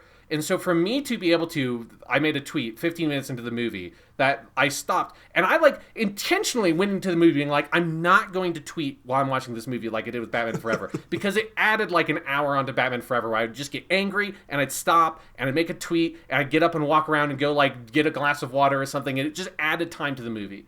And so I didn't want to do that with Batman and Robin. And then 15 minutes in, I noticed like an edit that is just one of the worst edits, maybe like I think the worst edit I've ever seen in a professional Hollywood film, because you don't see something that is just what is basically ends up being an unintentional jump cut. So on my Twitter feed, if people want to go see it, at Sean the Chapman, I made a tweet where I posted this. I just filmed the TV screen with my phone of like a 10-second clip from Poison Ivy's introduction scene, where before she's Poison Ivy, she's walking towards this door. It's like a minute-long sequence of where the music is building up. It's supposed to be ominous. The whole scene is supposed to be communicating her. She going towards the door to see what's behind it.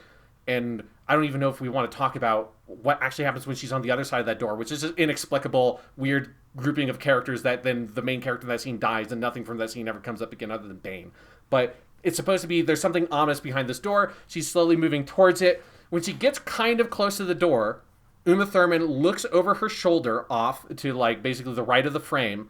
And then it cuts to this reverse shot where you see her standing now by the door, leaning into it to push it open. And it's the worst edit I've ever seen in a Hollywood movie, because it feels like there's just a shot missing.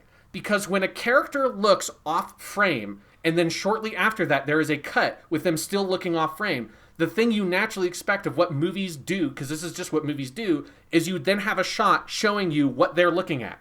Because that's what editing is, right? When you have an indication that the only character in this whole scene is looking somewhere, where she's looking is important. So therefore, the editing isn't going to show you where she's looking.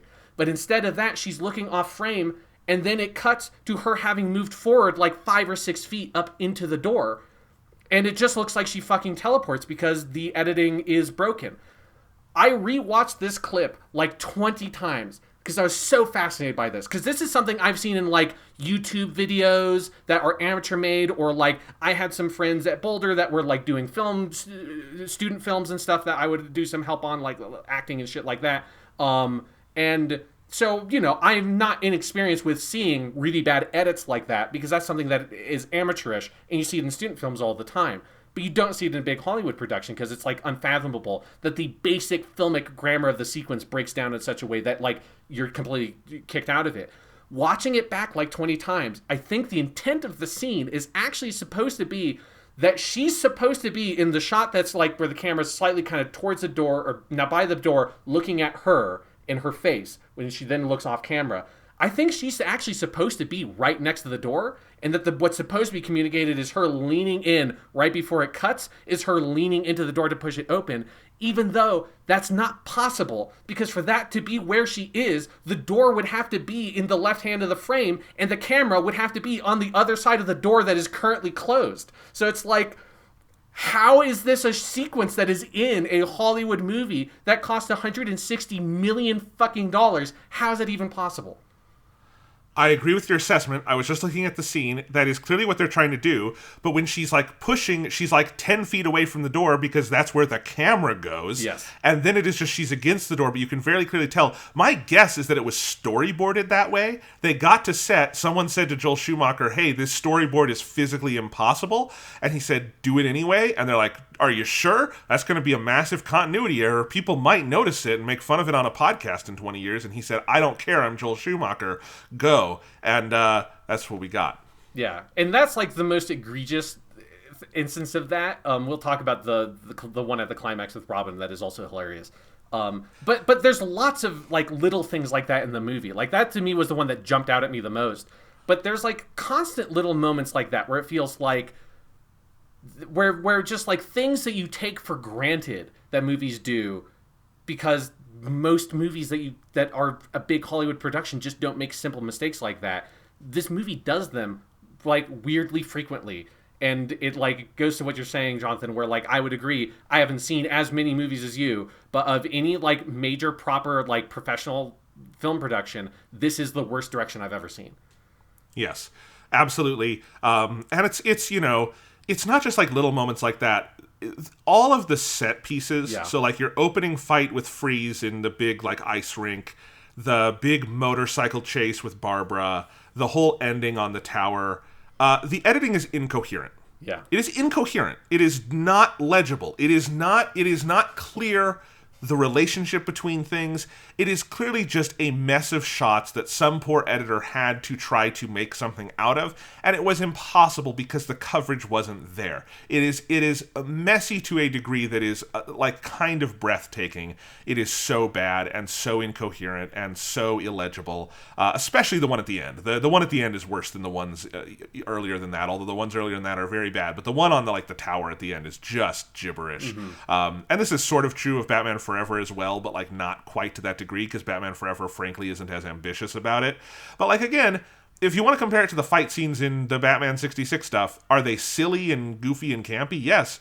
They're also very clearly directed. Like, I can see the storyboard in my mind while I'm watching it, because they're very built around cuts. They're built around where are we going to put in the pow? Where are we going to put in the biff? Where are we going to have all these beats and rhythm? There's rhythm to those fights. Look at the fight on the ship at the end of Batman 66. There's a comedic rhythm to it that does not exist here because this is too incompetent. It is not good. Like the thing about camp, and I think people need to understand this, is camp is an intention. Camp is not an accident. Camp is something that, and this is like definitionally, like the origins of camp, if you read like the academic scholarship on this, the whole idea of camp is that it like comes from people in the Hollywood studio system who were gay or lesbian or some other like othered identity, who were working on these like very heteronormative works, usually musicals, and would try to leave like a mark on it. And one of those marks was sort of like queer the work that they were doing and camp it up as a way of sort of mocking the sort of heterosexual norms that are in the movie. And that's kind of where camp comes from. And like Batman 66 uses camp in a lot of those ways too, because it's about counterculture and like the 60s and all of that stuff. I don't doubt that Joel Schumacher had some of those intents in his use of camp, like the stuff with the bat nipples and the shots of the crotch and all that. That is very intentional camp. But a lot of the other stuff that people point to as camp in Batman and Robin is just inept filmmaking. It's not camp. Those are separate things and should be understood as separate things. Like, Rocky Horror Picture Show is not like a terribly made movie that is still watched because the people making it were fucking idiots. It's a camp classic, for a reason. It's intentional camp. The Room is a bad movie people watch because it is bad and they are fascinated by the badness of it. It is not camp because Tommy Wiseau did not intend for it to be camp. Yes, exactly. So there you go. Yes. Yeah. So Batman and Robin Defenders Online.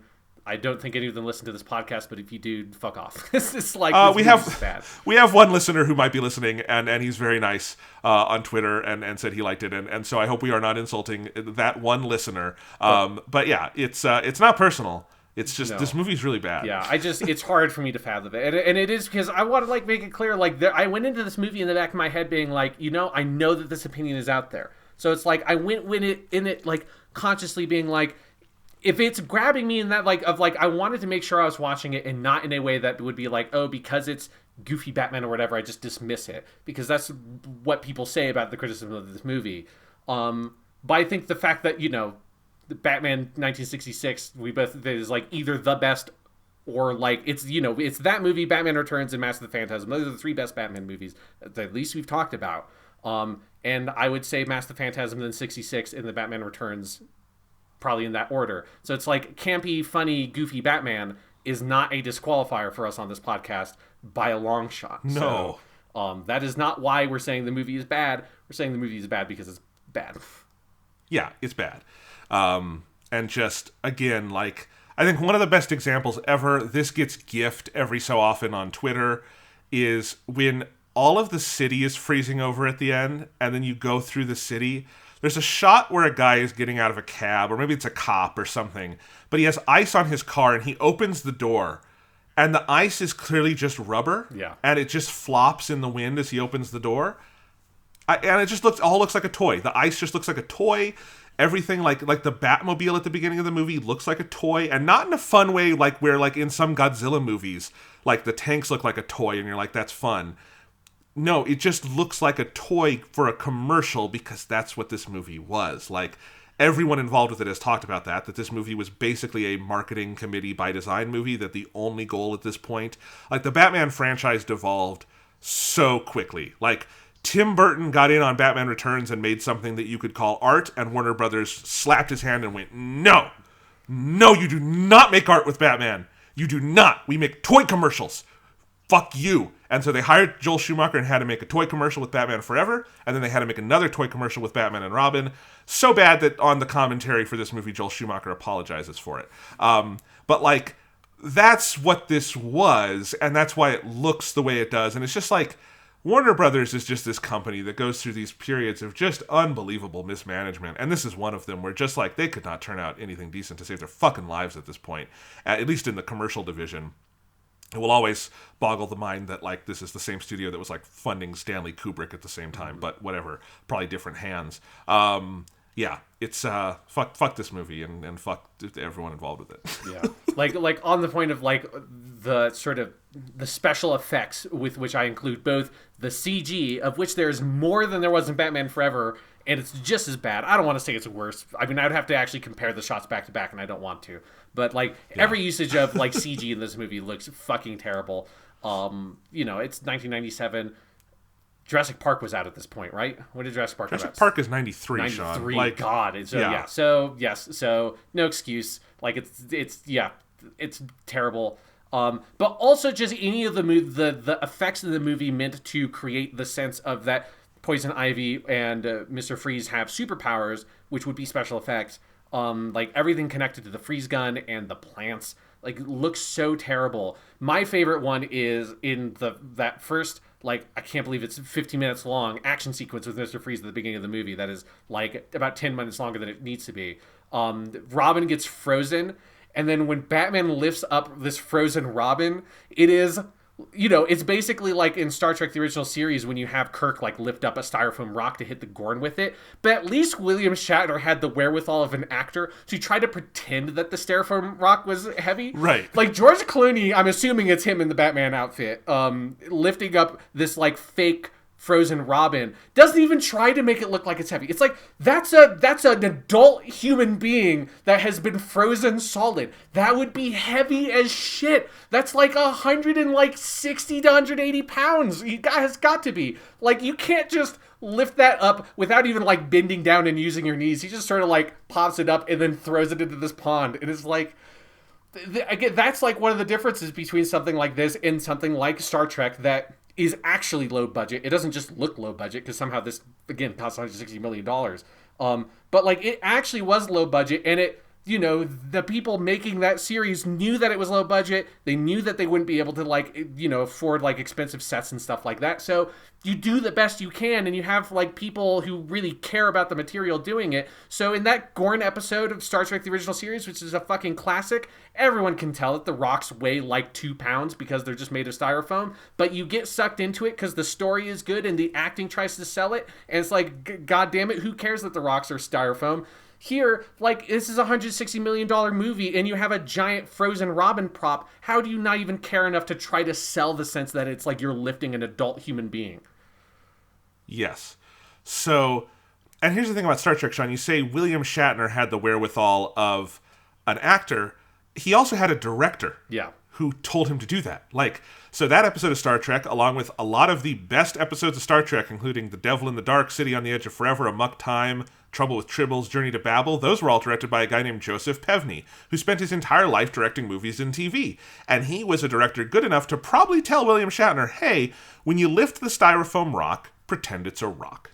And they probably rehearsed it once or twice, and he said, good, this is good. The direction of actors in this movie is abysmal. Because I don't just believe that George Clooney is an idiot and didn't think to, like, lift it. George Clooney was directed in some way to do that scene badly. Yeah. Right? Mm-hmm. And there's so much bad actor's direction in this movie. My favorite example of it, and the person who suffers worst from this is Alicia Silverstone. Yeah. I think a lot of people have only seen Alicia Silverstone in this movie and think she's a terrible actress, and that is not true. If you have not seen it, please watch the 1995 movie Clueless by Amy Heckerling. Clueless is one of the great movies of the 90s. It's the best fucking Jane Austen adaptation. It's Emma, but in high school. Right. It's so good. And Alicia Silverstone is hilarious in that. And she's so good. And she is so perfectly directed, because Amy Heckerling is a phenomenal director. She's the person who did Fast Times at Ridgemont High. She knows what she's doing. She can direct an actor.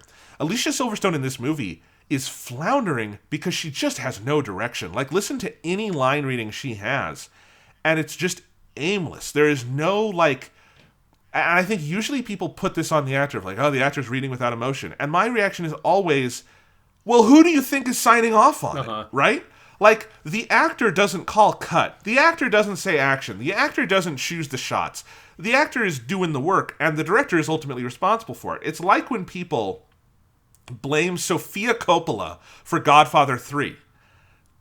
It's not her fault. Her dad directed it, and he could have told her, hey, read that line differently. And if it wasn't working, he could have hired someone else. It's not her fault. Yeah. And it's the same with Alicia Silverstone here. And the best moment of that is when she comes in to, I mean, the whole relationship between her and Alfred is just weird and not, like, done right. And it's awkward. And, like, the fact that Alfred is British and has an extremely American niece, which they never explain. Okay. But she comes into his room one night and it's like, I'm here to tuck you in, Uncle Alfred. And already I'm like, that's kind of weird. I don't know. That's okay. Yeah. But she's like, I'm here to tuck you in, Uncle Alfred. Okay, sweet enough. And then she comes up and he's on the computer and she starts petting his head like he's a dog. And, like, going up to, like, your grandpa or your uncle or someone like that and, like, giving them a pat on the head or putting your hand on their shoulder is totally normal. But I'm telling you, please watch the scene and look at what her hand is doing on his head. And then look at Alicia Silverstone's eyes, and you will see a deep level of discomfort that she is rubbing the head of, you know, classically trained iconic British actor Michael Gough, and is petting his head like a fucking dog. And it is so clearly something she was directed to do, not something you would naturalistically do with a loved one. It is bizarre, and it is, like, the key piece of example for my assertion that this is just a badly directed movie. Yes, no, 100%. Let's talk about Batgirl just in general in this movie, because... Okay. like, so, this can't be true, because, I mean, I read enough about the production to see that this isn't the case, because it would have to have been known if this was the case. But it legitimately feels like Batgirl was added into the movie after the fact with reshoots. Because she, I mean, one... she has only, outside of the climax, which is a big action sequence, she only has one scene in the entire movie with Batman / George Clooney / Bruce Wayne, which is the beginning where she's introduced and he's like, why don't you stay here? Everyone's like, that's weird, where you're Batman, probably would be a bad idea. And he's like, no, she should stay here. And that's the only time that she interacts with Batman in the Batman movie, and she's Batgirl. And so the whole time you have the movie happening, which is Batman and Robin are vaguely going after Mr. Freeze, and Poison Ivy becomes a villain, and she's doing her villain stuff and teaming up with Mr. Freeze. And just periodically then you'll just cut to a scene in the manor with Batgirl, or Barbara Wilson, because she's not Barbara Gordon. I looked up on Wikipedia what her last name was, because I was like, well, she can't be Gordon because she's not related to Gordon. Barbara Wilson, the niece of Alfred, who is 50 years older than she is, going by the actor ages, which is like, that's not an uncle-niece kind of age difference, but okay, whatever. Also, she is supposed to be British because she's going to school in Britain, but whatever. And so you cut to these random scenes with her, inexplicable character. She's in the manor and she's like stealing a motorcycle, and her whole backstory is that she's studying computers, which is going to be important. They're not going to actually call this out, but it does set up her role in the finale although it doesn't explain how Robin does what he does. But she was studying computers at university and then was kicked out because she at also... Oxbridge. Yeah. It's not Oxford, it's Oxbridge, Yes. which is fucking funny. Oxbridge, and yeah, but she's got kicked out because she likes to do motorcycle stuff. And so then she has the motorcycle race at the middle. Robin is like kind of interested in her, but you don't get a sense of like, is it supposed to be a romantic interest? Is it like, what is the dynamic between the characters supposed to be? And then at the end of the movie, she an AI of Alfred. And this is one of the reasons why it feels like it was a reshoot, because they couldn't get Michael Gough actually there to be on set for like a reshoot or something. So it's like, well, just stand over against this wall, wear this suit, and we'll film you. And just you're an AI of Alfred that Alfred programmed that is there to tell Batgirl that like I thought you would maybe figure this out. So I prepared like a skin tight suit for my like 18-year-old niece in advance. But not enough that I would have told it to you while I was still like conscious, but waited for you to discover it on your own. But I had spent the time to make the AI of it's such an absurd, overly complicated thing to put into your fucking script, that whole sequence. And then she's Batgirl, and then she is the character that defeats Poison Ivy in the Poison Ivy scene. She has had 0 moments interacting with Poison Ivy. As far as we know, she doesn't even know that Poison Ivy exists as a character. And she shows up, and she beats Poison Ivy, and it's this very groan-inducing 90s version of, like, feminism by having a strong woman character. That she's like, you're a bad woman, Poison Ivy, because you're, like, sexual and seductive. I'm supposed to just be sexually provocative, but I'm ultimately like chaste and virginal because that's what makes me the good one. And also I like some boy things like motorcycles, but I still wear high heels on my costume because I'm a lady. And then she wins.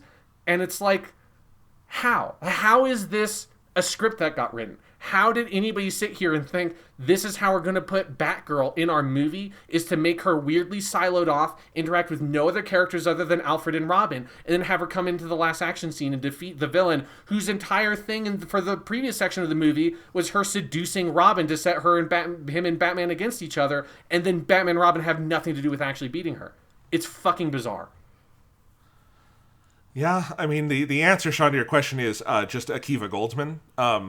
Is how did this happen? It's because he's one of the worst writers in the history of Hollywood, and almost certainly the least talented person to ever win an Oscar. That is I need to like actually go through and see if I can substantiate that. But he did win the Academy Award for Best Screenplay for A Beautiful Mind, and I do think that is one of the worst Oscar wins in history. Yeah. Anyway, the Batgirl stuff is baffling. Like, it is. You know, they tried to do the Bat family, I guess, but at this point I would rather they just hadn't than do it at all. But, like, the entire idea of doing Batgirl and having her not be related to Gordon, having her be related to Alfred in a really weird way that we don't really understand, not interact with Batman at all, just we're going to do a part of the Bat family where Batman doesn't know this member of the Bat family, that's kind of weird. Her relationship is entirely with Alfred and Robin, but there's no payoff to the Robin side of it, because Robin is horny for Poison Ivy the entire movie. So it's only, there's vague payoff with Alfred because he lives and she loves him, and that's nice, I guess. You know, we all like Alfred, but like, what the fuck? Like, it is such a weird decision. And then at the end, like, as you say, the like fake, honestly, we say 90s, this is still how a lot of it works, but like the fake pop feminism, like, where she's like doing like girl power one-liners, and it's just so awful and insulting and just gross and all of it, and it is bad. It's real bad. Yeah, it is, like, that is the thing that I think I was like most surprised by watching the movie again, because I didn't remember anything about what her role in the movie was. I just remembered that Batgirl was in the movie, and so watching it, I was just like, how was this, how were these choices made? It just feels so bizarre that you wouldn't do anything to try to integrate the character into the plot at all. It's one of the things that makes it feel like it is this shapeless, formless plot movie, because it has a major character that it does commit significant screen time to. If it wasn't for her, it would be the like mercifully 90-minute long movie that it needs to be. Yes. But like adding in this whole other character that you have like an entire middle movie action scene dedicated to and all this shit, for her to be just utterly irrelevant to all the main stuff that's happening for most of the movie. I can't think of a movie that does something that is this wasteful as a storytelling choice. It's so bizarre. You know what's also bizarre? That this is a movie called Batman and Robin, where Batman and Robin hate each other. Yeah. They don't like each other. They're competitive. They don't trust each other. They not just hate, but like dislike. And I know that sounds redundant, but I mean like they don't enjoy each other's company. They don't want to be around each other. They have no chemistry. That is not, like, other than maybe a fucking weird Frank Miller comic, that has never been the dynamic of Batman and Robin. I feel like a pretty fundamental Batman and Robin thing is that they enjoy spending time together. And this movie doesn't do that. And also they're both horrifically miscast. That's where the movie really just utterly has nothing going for it, because it's called Batman and Robin, and both Batman and Robin, these are the worst versions of either of those characters I have ever seen.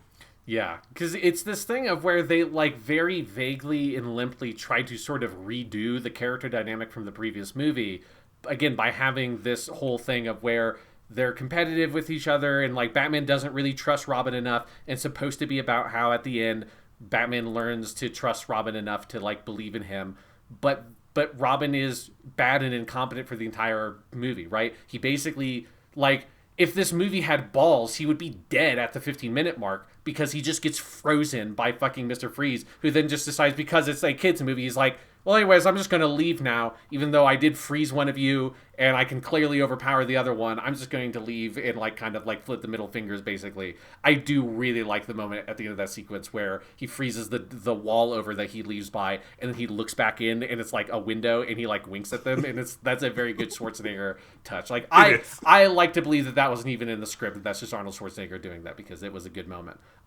But, like, it sets up this thing of where Robin has this inferiority complex that isn't deserved because he sucks. Like, because we've seen him, like, fuck up phenomenally, like, multiple times through the course of that action sequence. And so it's like he, like it's not a dynamic that I haven't seen before. Right, it's very much the kind of thing that like would normally in other Batman stories, this would be like lead to Robin breaking off on his own and becoming Nightwing, because he needs to leave like, you know, Batman in order to like really become someone on his own and like grow into his own man, right? That's like kind of an arc that the Dick Grayson character typically has. That's not what they're doing here. Like, it's not at all about Robin feeling stifled by Batman and he can't be who he needs to be because of his relationship with Batman, and therefore he needs to leave the nest and grow up on his own. That's not the story they're doing. The story is about how Batman is wrong for not trusting Robin, because that's the thing that Alfred repeatedly like admonishes him about, and him being like, oh, Alfred, am I like overbearing? Am I like have to always have it my way or the highway? And he's like, yes, you do. And so it's like, that's the thing that is set up in the beginning that he needs to overcome, is his inability to trust Robin, even though we see him fuck up multiple times. And then when Poison Ivy is introduced into the movie, the whole dynamic she does, which is bad and feels lazy, is her like seductress powers then turn Batman and Robin against each other. But Batman seems to kind of get over it after that first scene, and Robin is under her spell for almost the entire movie until the last action scene where he overcomes her spell, and then he's limply pushed into a pool and then participates no longer in the fight against Poison Ivy. Again, a well-deserved inferiority complex, because he was shoved into a pool by a woman who was lying down on a couch, a position that does not allow someone a lot of power to push someone. So he more kind of got shoved a little bit and then tripped backwards and rolled about 10 feet into a pool of water from which he could not surface for no identifiable reason other than that is what the plot needed. So Robin sucks, phenomenally sucks in this movie. But the movie is not about how Robin needs to get better, or he needs to improve, or he needs to realize that the things that he's putting on Batman are in his own head because he's just angry at himself. all those are things, again, other Robin stories have done in comic books and cartoons and video games and shit like that. That is not a new Robin story. That feels like what they wanted this story to be. But ultimately, it's about Batman has to come around to, like, trusting Robin and opening up to Robin. And then that's what allows Robin to overcome the Poison Ivy thing, is that Batman said, like, you know what? I'm going to say the line that you said to me at the end of the last movie, and that's going to mean that we're friends again as brothers. And then that's the climax of their character arc. It is so bad. Every step of it is so misguided, like miscast in terms of the actors, poorly written in terms of the dialogue, poorly directed. Every single step along the way, it is the wrong choice, coupled, like, placed on top of the wrong choice, on top of the wrong choice, and all of it executed poorly. If you're set up at the beginning of the movie, in your first, like, action sequence is Robin is bad at everything and wrong, there's 3 ways you can go with that. There's 3 ways. One is he decides to get better, right? Yeah. He improves himself over the course of the movie, you know, all that. And I've seen, like, the animated series does that several times with Robin. There's the one where he goes out on his own as Nightwing and, like, figures it out himself, right? Which is, you intimated at, the character Nightwing comes from that. Yes. Or he dies. And because he's so bad at everything, he dies. And then Batman feels bad because he didn't prepare this kid enough. And then maybe that's an opening for Barbara to come in, and, like, the conflict would be he's got, like, this new person in the house, and Alfred is, like, pushing Batman to, like, trust again, and Batman doesn't want to, but, like, Barbara is more capable than Robin, and so you could tell a really good story that way. But somehow Batman and Robin opts for none of the above, and goes with the one wrong option. It's like an A, B, C, D, E test. It's like A, B, C, D, and then E is the right answer, which is A, B, or C, and they picked D. And D is he just keeps being wrong and bad at everything and keeps jeopardizing the mission and the safety of the entire city and world, and then Batman just has to tell him he's right anyway. But then in the final fight, Robin doesn't actually help with anything. That is the most important thing. Robin never does anything to help at any point in this movie, because in the final fight, Batman figures out the satellite, Batman defeats Mr. Freeze completely on his own. Batgirl and Robin are off, like, they have to, like, melt the ice on the thing on the satellite, but Batgirl could have done that herself, and I'm pretty sure Batman could have sent, like, his fucking bat missile over there or whatever and done it, right? And so Robin does nothing, and then when it comes to the computer thing, Robin has nothing to contribute because Barbara does it. So Robin could have just fucking died, like, climbing up the tower, and nothing would have changed. Nothing. Not a goddamn thing. There's no actual payoff to Batman trusting Robin because Robin doesn't contribute at any point in the movie. Yeah, and it's hilarious. Like, it's so poorly constructed, and it leads to what is, like, I think simultaneously the worst and funniest scene in the movie, which is at that middle point where I think they're chasing after Mr. Freeze, and Mr. Freeze, like, he has 2 goons in cars. They, like, go off this jump, and the 2 goons die, and Mr. Freeze makes it, and Batman and Robin are chasing him, and Robin's on his, like, Robin cycle, and then Batman basically, like, takes out this, like, thing and presses a button that, like, deactivates the Robin's motorcycle, and Batman then chases after Mr. Freeze, and then Robin is stalled, like, gets off the bike, walks to the end of the jump, and then, like, looks up at Batman and just goes, "Argh!" and yells at him in anger, which is, like, again, in a movie that's like, for people who are like, oh no, people don't like it because it's silly, funny Batman, and people don't like silly, funny Batman. Silly, funny Batman doesn't have a scene in it where it's, like, raining and it's night outside and Robin is standing on the edge and just yelling at Batman in pure primal fury and rage at him not being taken seriously as a person. That's not campy, funny, silly action. That is supposed to be, like, a dark character moment for him. It is just, it's so hilarious because it feels so appropriate and the right choice that Batman made, because you know that Robin, like, if Robin had went off that jump, he would have been like one of those 2 goons and, like, collided into the building and fucking died a fiery death. So good job, Batman. You saved this teenager's life. You saved this 24-year-old man who, like, moonlights at Blockbuster's life. And you went off to go try to save the day. But instead, it's supposed to be that, like, Batman is wrong in having done that because it's pushing Robin to be mad at Batman because Batman doesn't trust Robin, but Robin has done nothing to make it feel like he's a character that should be trusted with anything. Chris O'Donnell is terrible in this. Yeah, we went pretty easy on him, I feel like, with Batman Forever, other than making fun of the fact that he looks like he's 30 and he's supposed to be playing 16. I don't know. I still don't know. And I feel okay being mean here, because the difference between Chris O'Donnell and some of these other actors is Alicia Silverstone has Clueless. George Clooney has his entire career other than this movie. Yeah. So I know they're capable actors. I have never seen the Chris O'Donnell equivalent of Clueless. I don't think it exists. I think he's in these movies because he's vaguely attractive, not in like an interesting way, just like he could do underwear modeling, I guess, for a Sears catalog. He'd be probably be pretty good at that. He's terrible. The first line in this movie, is the Batmobile comes up and he goes, "I want a car. Chicks dig the car." And the way he says that sounds like a rejected audition. Like, it sounds like something like you say that and then someone says, "Okay, next."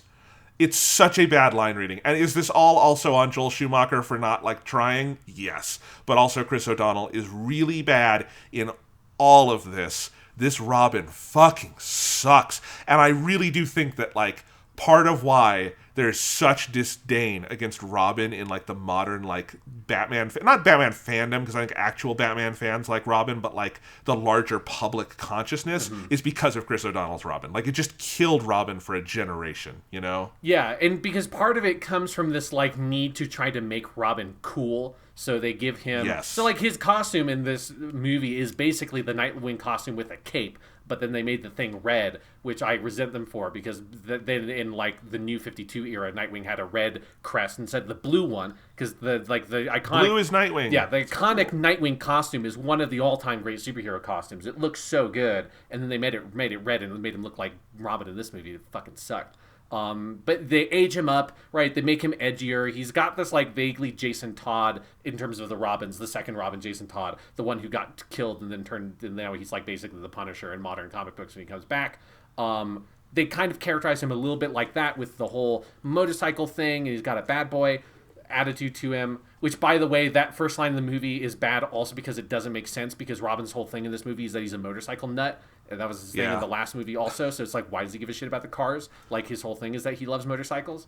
But so they try to make him cool in order to, like, in this, like, very conscious, let's make him cool kind of way, not in a let's actually make him a cool character. In a way to, like, kind of consciously distance him from the classical image of Robin, which is what the 1966 Batman does, which is, you know, I mean, he's older in that than the comic books, because you're not going to get a 12-year-old boy to do it, because that would be bad on movies. That's not going to play the same way as it can in a comic book. But, you know, very, very youthful. He's got the little, like, green scaled thong thing, which I think you can give him pants. That's fine. He doesn't have to have the classic thong. But he has, like, the fucking boots and all that, right? And yes, I don't think you can just do that on film. I think it would look bad. You need to update it in some ways, which they do in Batman Forever with his, like, gymnast outfit, but then he doesn't wear that because it would have been better if he just kept that for the most of the movie. But so them trying to distance it from that character, yeah, I think is in many ways like the death knell conceptually for the whole approach they took for the movie, this and Batman Forever. You think you're right, is one of the things that has, like, poisoned conceptually Robin in the public consciousness, which it sucks, because this isn't even really an identifiably accurate version of any meaningful depiction of Robin from any of the source material. So yeah, if you actually went through and, like, did the follow through and had him die at some point, you could claim this is Jason Todd, but even then, like, he doesn't have the, like, earnestness of a good Jason Todd version, you know, who we will get to when we talk about the Under the Red Hood story, which is great. But yeah, it's so bad. It's so bad. It's so bad. But also George Clooney. Yeah. Easy pick for the worst live action Batman, right? Yeah, I mean, it's something where it's like, I feel bad for George Clooney in this movie in the way I feel bad for Tommy Lee Jones in Batman Forever. It's like, I've seen you in a lot of movies. I know you are a great actor. I mean, this is, like, in the midst of his, like, ER career, where people might not know now, but, like, that's kind of where he got his first big hit, was on ER, and I watched that quite a bit back in the day and really liked him. He's great on that. And that was like very surreal because I haven't seen any George Clooney from this era with like where he just straight up has black hair. It's not like the salt and pepper thing that he typically has. I'm like, man, George Clooney looks young as shit. Right, this is what he looked like on ER. He's a great actor. He has been in great stuff since. He was in great stuff at the time. So it's like, I don't feel like it's his fault. I think he could be a good Batman, but the Batman in this movie is given nothing. There's no characterization. There's not even an attempt at a characterization. At least in Batman Forever with Val Kilmer, he's at least got the love interest character to play off of. Here, he's got nothing. He has no love interest character. He has no real relationship with Robin for all the reasons we just talked about. The only other character he kind of has a relationship with is Alfred, and it's like not enough because, all these movies have that. It's like he needs something to be able to define the performance, the take on the character, what they're going for with it, and it's just nothing. There is no take or perspective or interpretation of Batman happening with Batman in this movie. There's just a guy in a Batman suit that runs around and reads some lines, and a lot of George Clooney's line reads are really, really bad in this movie. Particularly the whole speech he has at the end, the delivery is just awful.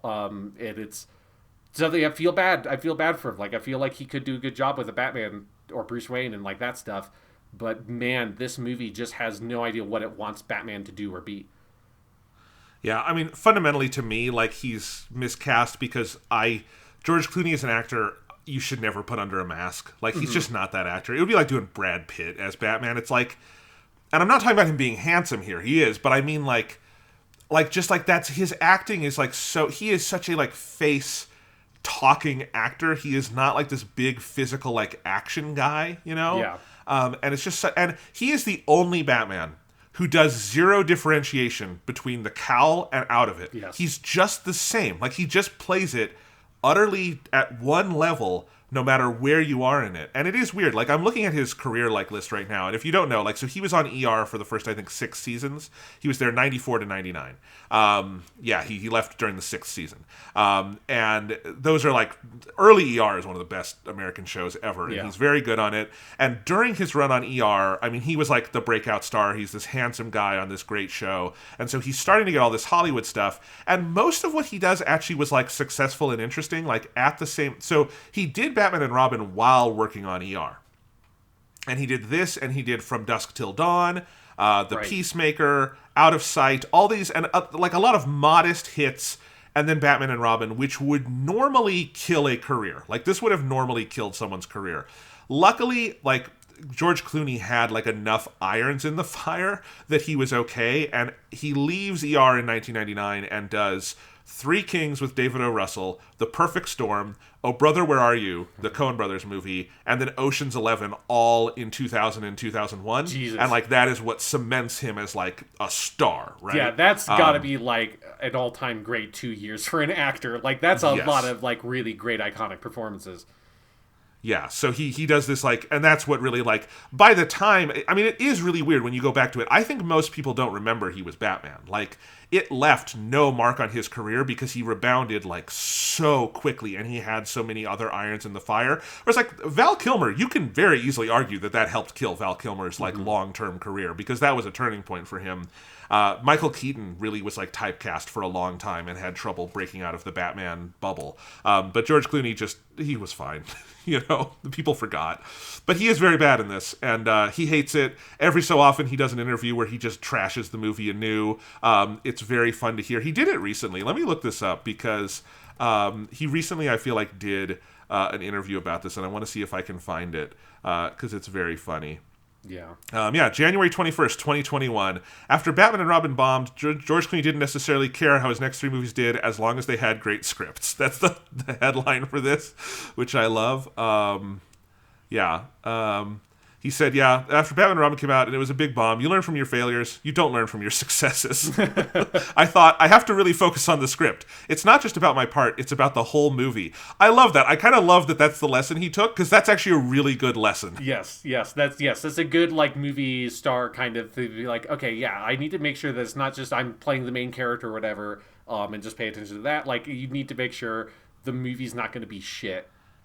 And this is conscious. Like, George Clooney says basically that Batman and Robin is part of the reason why he kind of became a star, because he says, the next 3 films I did were Out of Sight, Brother, Where Art Thou, and Three Kings, like I just mentioned. Yeah. And he says they were all great screenplays. None of them did big financially, but they were really critically well received. And he's absolutely right.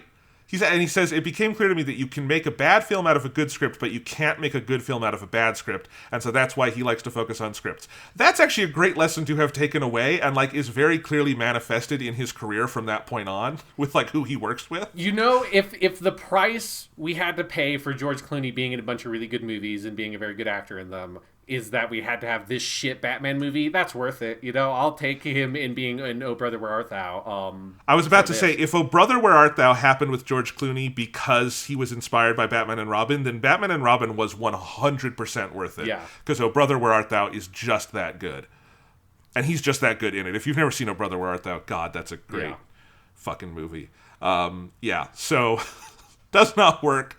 I also think like George Clooney just looks particularly goofy underneath that cowl. Like the eye pieces are too big in this Batman movie. Mm-hmm. Like he has so much eyeshadow on to fill in that eyepiece.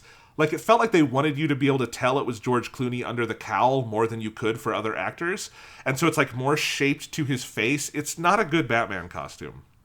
No, yeah, it's bad. It also has something that is so inexplicable. That I like went back to, I like rewound the fucking movie to see like, did I miss a scene where they defeat Poison Ivy, right? And then after they defeat Poison Ivy, it cuts to them driving in like snowy fucking Gotham to go fight Mr. Freeze. And all of a sudden they are in their silver costumes, which I remembered the silver costumes because it was like the toys and shit at the time. Yeah. And I like the silver costumes just fine. I think it's like a decent design on their own. But there's no moment where they change into those costumes. They're just in them. And it's utterly unexplained. And I was like, how is that even possible? How did you not take this as an excuse to do a new suit-up moment? Or like a scene where Batman's like, well, I made a new suits, and luckily I made a girl one too for no reason that like are anti-Mr. Freeze suits or something. Which feels like what they're supposed to be. But that's not in the movie. They're just in them, and there's no explanation. There's not even any, like, attention paid to, like, point it out. I only noticed it, like, a couple of minutes into that sequence because Robin's thing was silver instead of red, and that's, like, a very notable difference in the costumes. I was kind of blown away because that's one of the few things I remember about this movie is they have the silver costumes, and I couldn't believe that that's not explained. They're just in them with nothing, no connected material at all.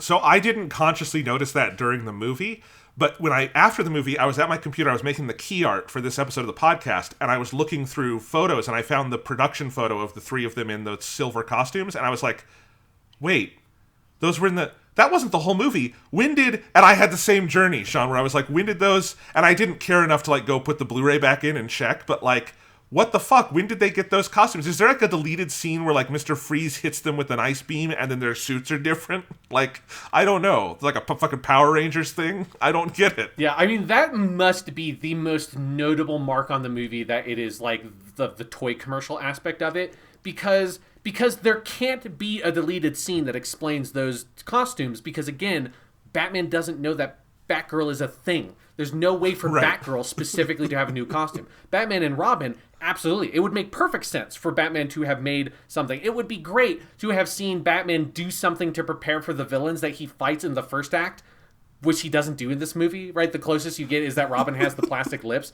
It is bizarre to me that one of the, like, in the first act, Batman is seduced by Poison Ivy, and he never really addresses it. He never comes up with a countermeasure. He doesn't do anything about it other than you have the plastic lips on Robin, which also are utterly pointless for the actual conclusion of that fight, because Batgirl comes in and saves the day.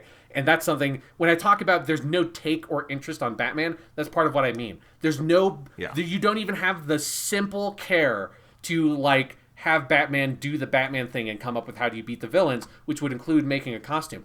At the very least, as bad as they are, he does fucking try to solve the riddles that the Riddler leaves for him in Batman Forever, right? The equivalent of what he is in this movie would be if he saw the riddles and was like, that's weird, I'm not going to bother with that, and then just he never does it for the whole movie.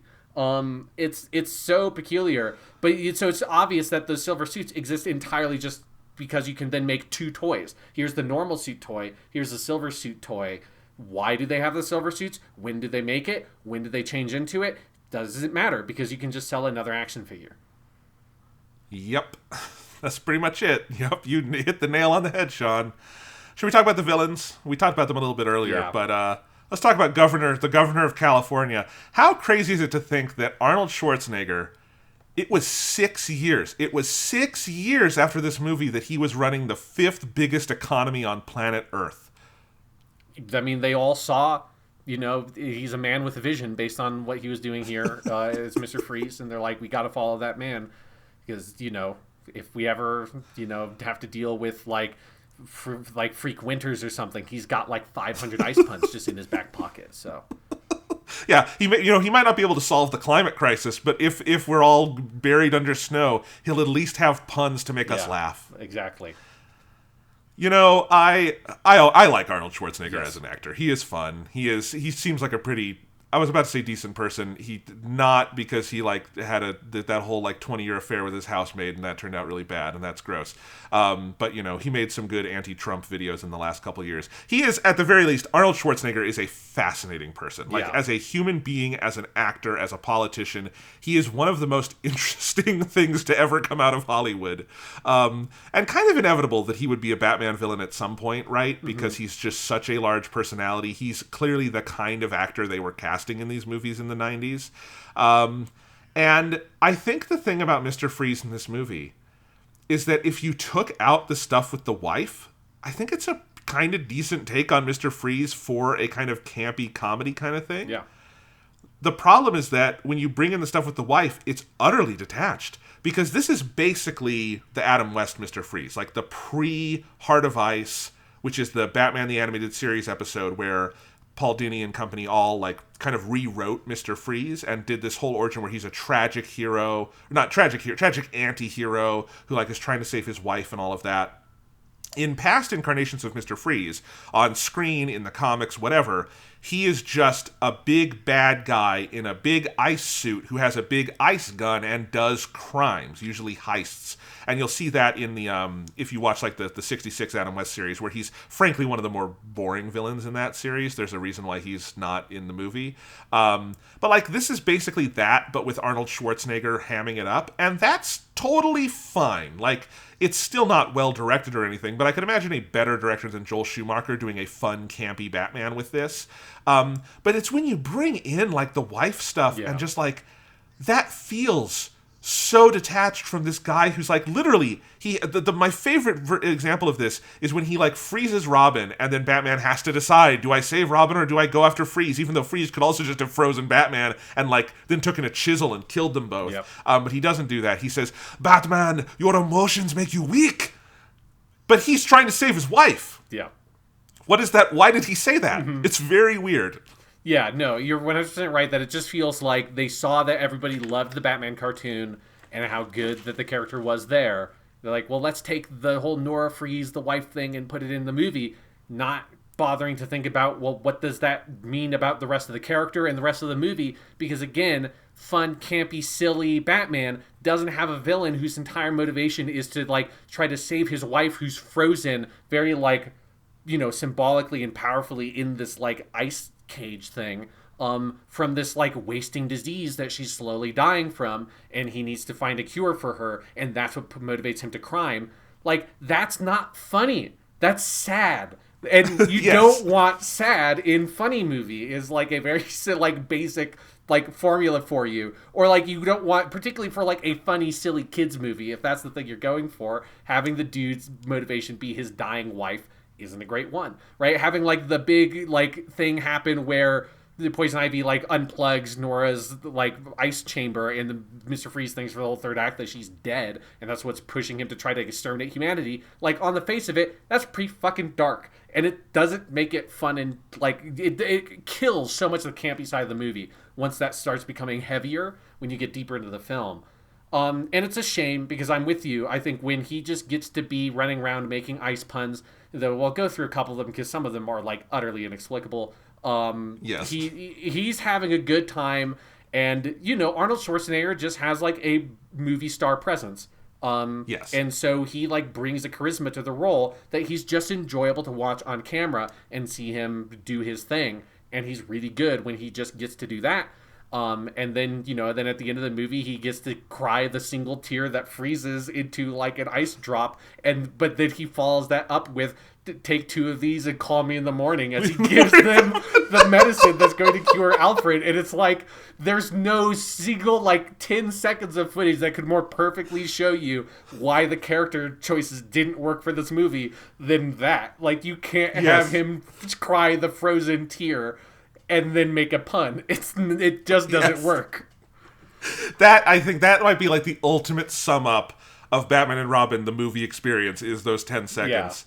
Yeah. I also will praise Mr. Freeze in this movie is the only piece of production design or costuming that I think is good in either Joel Schumacher movie. The makeup on him is genuinely very impressive, and I think the costume is pretty cool. It doesn't look like cheap shit like everything else. Yeah, I think in particular, like, I think the makeup on him, some like those close-ups, that's some of the stuff that watching the 4K Blu-ray was very impressive. Is I think like it like holds up really well. Like it looks like it has like this texture to it that you can see all this detail in. That just looks great. So yeah, like I will agree with you. I think that is the one area of the movie that like feels like, I don't know if there was like a special like makeup artist whose whole job was just Mr. Freeze, which probably was because it would have been a big makeup job every day of shooting. It took like 6 hours every day. Like it was a big commitment, and it's part of why Arnold Schwarzenegger was like paid so much for this movie. I got to look up. I think he got like $20 million or something. Yeah, it was a huge payday. Right. But yeah, like it feels like whoever was in charge for all that stuff, they did a good job. So yes. Okay. So here, Schwarzenegger was paid $25 million, and his armor was made by armorer Terry English, who estimated the costume cost $1.5 million to make. Yeah, Terry English is like a legendary costume, like film prop designer. So yeah. So and his prosthetic makeup and wardrobe took 6 hours to apply every day. He had to shave his head. No, he actually didn't shave his head. He refused to shave his head, so he had to wear a bald cap, and then he had to wear a blue LED in his mouth to like complete the effect. So it was a very like in-depth costuming job, and it is impressive. Yeah. But like it is just so, it's, oh my god, this is hilarious. I was going to say something else, but I just read that the other people considered for Mr. Freeze were Ed Harris, Anthony Hopkins, and Patrick Stewart. Man, can you imagine if it was Patrick Stewart, like how much more inappropriate the character would be for the movie? Nice to see you, Batman. Yes. Oh my god, that would be such a bizarre movie.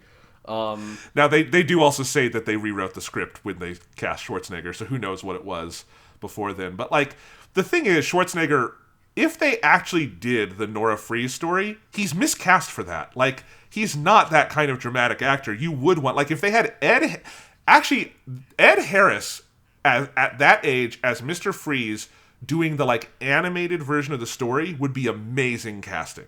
I could totally see that.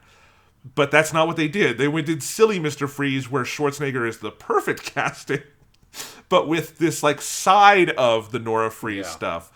Oh man, it's not good. Do you want to do some ice puns, Sean? Yeah, so let's talk about some of these because the superhero pun dialogue is a long time honored tradition. It goes back to the roots of the golden age of comic books. You got to have superheroes and supervillains talking puns. I don't know why that became a tradition, but it just is. Everybody, you can't just have someone like, because they do this scene in the movie. That's maybe the most overdone pun in the history of superhero stuff, is where the villain is in some sort of machine or something, and then the superhero drops in from a hatch from up top, and they say, "Nice of you to drop in, Batman," which is like kind of almost not even a pun. Like, it's a very much of a stretch of like, well, yeah, I guess that is a phrase we say for like people that's like, come on by. It's like, oh, you dropped by, and he literally dropped in. It's like, oh, okay. But it is what it is. The superhero puns, I'm for them when they are well done. And a lot of the Mr. Freeze ones are great, and I love hearing Arnold Schwarzenegger do them. There's a couple to me that are just not true, and it kind of hurts the pun. I'm going to start with one that's like, this one's not a big deal, that it's like, it's just not actually accurate, but it is a funny one, where he says, this is what, I think this is like the first one he gives us, is, in this universe, there is only one absolute, everything freezes. What about alcohol? Yes, like, that's just not true. Not everything freezes, and that's not the only absolute in the universe. The only absolute in the universe is entropy and death. So, thanks, Mr. Freeze, for giving us that one. I would have loved if Batman shot back with that. No, Mr. Freeze, the only absolute is entropy and death, and then he like shoots him in the head. That'd be great. And and they would fit into Batman's whole like the theme that they desperately tried to shove into this movie, where Alfred's like, and your whole thing, Batman, is you're trying to conquer death. Which apparently the message of the movie is that he can and succeeds because Alfred doesn't die. Yes. Which, all through Alfred is like, he's an old man. He told you he's not going to be here forever. So maybe we'll have to revisit this theme in a few years. But yes, then he has another line that this is another one that's just like, this isn't a pun because this is the thing that people say. He says, freeze well. Which is what he says when he leaves at the end of that 15-minute, or it's when he like jumps out of the thing in the 10-minute mark of the 15-minute opening action scene, that then after that Batman and Robin escape as it explodes and grab like metal planks to surfboard down in the open air. It's just like not a thing. I don't know why they grab these big things like it's the beginning of fucking Sonic Adventure 2. Yep. But he says freeze well. That's not a pun. Nobody says that. It doesn't sound like something else that people say. But the one to me that is the one that is just like, you can't do this, because not only is the thing he says here wrong, it's like so famously not true that there is no audience member that understands the English language that wouldn't immediately just say, well, that's just not accurate. Which is when he says, what killed the dinosaurs? The Ice Age. The meteor killed the dinosaurs, asshole. Like, 4-year-olds know that. Like, you can't say, like, it doesn't work as a pun if it's just an obviously untrue fact. It's like, you could come up with something else. It's like what drove the saber-toothed tiger to extinction, the Ice Age, and then he shoots a saber-toothed tiger. Like, something else. But the dinosaurs didn't die because of the Ice Age. The dinosaurs were hundreds of millions of years away from the fucking Ice Age. So it was the meteor. Everyone knows it was the meteor, asshole. You're fucking a doctor, Mr. Freeze. Like, you should know this shit. I can't abide by that pun. It's too bad. It's too shitty of a fucking pun. I can't deal with it. It is a very bad pun. He could have done something like, what kind of tea do I like, Batman? Ice. Yeah. Yeah, would have been better. Yeah, the free ice puns, they're fun. All right, do you want to talk about Poison Ivy really quick? Uma Thurman hams it up in a way that is very fun. Uma Thurman knows what she is in and what she is doing, and she has like that kind of quality that like very much like Catwoman in any of the incarnations in the 66 Batman, like she's very good at it. She's very entertaining, even when like she is much better than the script she is given. Yes. But like she makes a meal out of all of it. There is one pun that I do genuinely find funny from Poison Ivy, which is when she says, she teams up with Mr. Freeze and she says, I'll help you grab your rocks, in reference to the diamonds. I can totally see that in an Adam West Batman episode. Maybe it's like a little risque for Adam West Batman, but I could see that. That one is pretty good. Then there's one that is just sort of shockingly like explicit, which is the slippery when wet pun, where I definitely didn't catch that as a kid, but as an adult I'm like, wow, I can't believe they got that into this movie. Wow. And then she follows it up with we're going to get you rock hard, Mr. Freeze. That would be basically the same thing, right? Yeah. Yeah, no, the slippery when wet one is, I think, the funniest. Like, I can't believe this got past, because that's one that it feels like you could, like, Batman Returns is jealous that wasn't in that movie for like yes, how exactly. inappropriately horny it is, because that's Robin coming up and Robin saying like I forget what the whole exchange is, but he says a line that's like, we'll have to put up a sign, and then she says, oh, slippery when wet, as she leans back into her like Venus flytrap thing that is going to eat her for no reason later in the action scene. It's the like weird seductress thing with the character they do. I mean, Uma Thurman does a good job with. Like, I think by far the best scene in the movie is when she does the striptease in the gorilla costume and seduces all the men, and it's just like 1,000 puns a second, and she's just loving it. That is by far the best sequence in the whole film. That's also where you have the Bat credit card, which like is the only time that Batman does something that's funny in the movie. And it's like, I wish the whole movie was like that scene. Because that's the scene that, like, when people say, "Oh, this is like this is an underappreciated camp movie," it's like there's better stuff in there that people don't appreciate. That's the only scene in the movie where I can see where people would be saying that, because that scene is good. But giant flaming neon asterisk by that scene, Sean, is that it's just a ripoff, almost shot for shot, of Marlene Dietrich in Blonde Venus, which, if people have not seen, classic Marlene Dietrich movie, very good movie. She does this striptease out of a gorilla costume. It is, like, literally, you can go look at my Twitter. I put it up, and it is, like, identical, other than the Joel Schumacher one has a bunch of really ugly neon color in it. But it's just stolen from Blonde Venus. Uncomfortable racism and all, with all the like black people gyrating in the jungle costume, which in Blonde Venus, at least it was the 30s, and so you can kind of contextualize it more, but like it's a infamous like mark on that movie that we talk about when we show Blonde Venus in film school now. And Joel Schumacher just did it without irony in 1997. Yeah. So yeah, I agree, it's the best. It is by far the best directed scene in the movie, by far. But that is because Joel Schumacher watched Blonde Venus and just ripped it off. There you go. I'd rather watch him rip off a good movie than to do what he's doing for most of Batman and Robin, even if it's uncomfortably racist. That is the truth. Okay. Do you like... you know who we haven't talked about yet? Who? Bane. This movie technically does Bane. But it does Bane as like a gimp suit from Pulp Fiction put in a series of funny hats.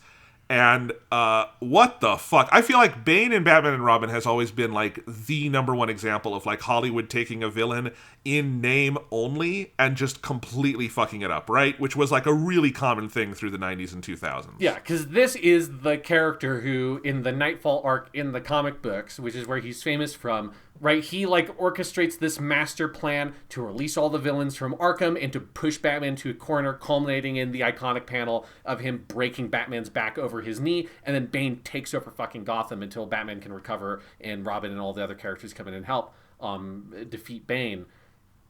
And in this movie, he is a character who is experimented on by an evil scientist that Pamela Isley, Poison Ivy, is working for, whom she kills in the scene after that character is introduced. In a way that feels like very bizarre that there's not more scenes in between her getting killed by the evil scientist and her reviving as Poison Ivy. There's only one scene that breaks that up. That's really weird editing. But that guy is just in this crazy Frankenstein's lab, and then there's these characters up in a balcony who are like caricatures of world leaders standing there watching as he's like raving lunatic about like, and I have this venom thing that makes people super powerful and evil, and I'm also going to put this guy in a luchador mask for no discernible reason, and then pump him full of this stuff and make him a big, strong guy. And nothing about that is ever addressed for the entire rest of the movie. And there's a scene after that, then it cuts back to him after he's killed Pamela Isley, and then she comes back as Poison Ivy and murders him after she says that her her blood has been replaced with alloy and her skin chlorophyll, which chlorophyll is a pigment, so no, your skin was not replaced with chlorophyll. That's not what chlorophyll is. Another example of people not knowing what things are in this movie, or like Akiva Goldsman not knowing what anything is when he read the fucking script. And then once that character has been killed by Poison Ivy, nothing about that side of the movie ever comes up again. And I so desperately want to know what the fuck was going on with that. What was that room? Who were those like powerful people from like every major country around the world watching this? Like what the fuck was all of that? It's so weird. I have no memory of that scene at all from when I watched the movie as a kid. And I'm so fascinated by it. Yeah, if you've seen The Dark Knight Rises, Tom Hardy's Bane is actually a very faithful characterization of Yes. Bane. Like it changes some things, like it's not venom, it's painkillers, and that's why he's high all the time. But other than that, like it's pretty true to the Nightfall story in a lot of ways. His entire demeanor of that he's actually almost like a Bond villain. He's very smart. That's Bane. Yes. Like it's a very faithful, and Tom Hardy's Bane is one of the best comic book movie villains ever. So better than this, definitely. Oh yes, yes. So my favorite Bane part is when Barbara and Robin beat him at the end very easily, and he shrinks back down, which to my knowledge has never been a thing with Bane, where you take the venom out and he fucking shrinks like a fucking special effect. Yeah, it's he's so like, bad. yeah, he turns into like a weird shriveled raisin version of himself. Yeah. No, the best part is when they look at like a picture of Poison Ivy and Bane, and there's like a like fedora that's been photoshopped on Bane's head. Yes. Like, they didn't even have when they took the picture with the actor, because presumably they didn't take the pictures with the actor. They were just like shots that they already had from like production stills or some shit that they like comped together into this photo. And there's just this fedora placed in like post effects on top of Bane's head in this picture. It's like, why? Like, why is it? I mean, it's very funny. But it's one of the things of like the tone of this movie is so all over the place that when that happens, it's a very, very funny image. But you can't tell if it's on purpose or not, because enough of the movie's dramatic and serious. Because again, that's probably right next to the scene where Alfred's fucking dying in his bed, or Mr. Freeze is crying ice over his like dying wife. That it's hard to know, am I supposed to laugh at the hilarious picture of Bane with a fedora pasted on top of his head? It's very weird.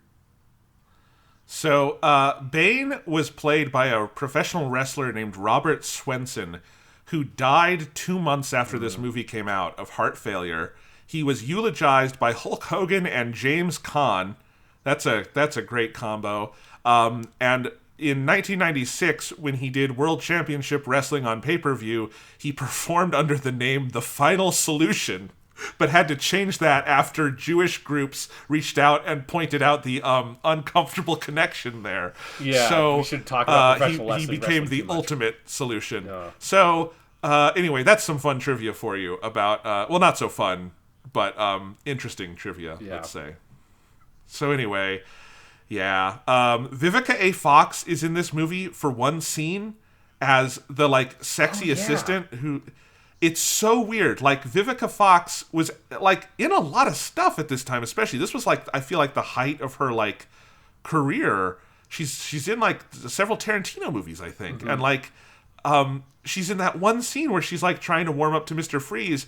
And what's so weird, that totally feels like a scene that was written with no intention to do the Nora Freeze thing. Yeah. You know? Yeah. So, that was weird. Anyway... So that happened. I think, you know, there's Batman has a girlfriend in this movie. I had not remembered that. But Ellie McPherson plays Julie Madison, Bruce Wayne's girlfriend, who just in remember there's that one scene where she just proposes to him? Yeah.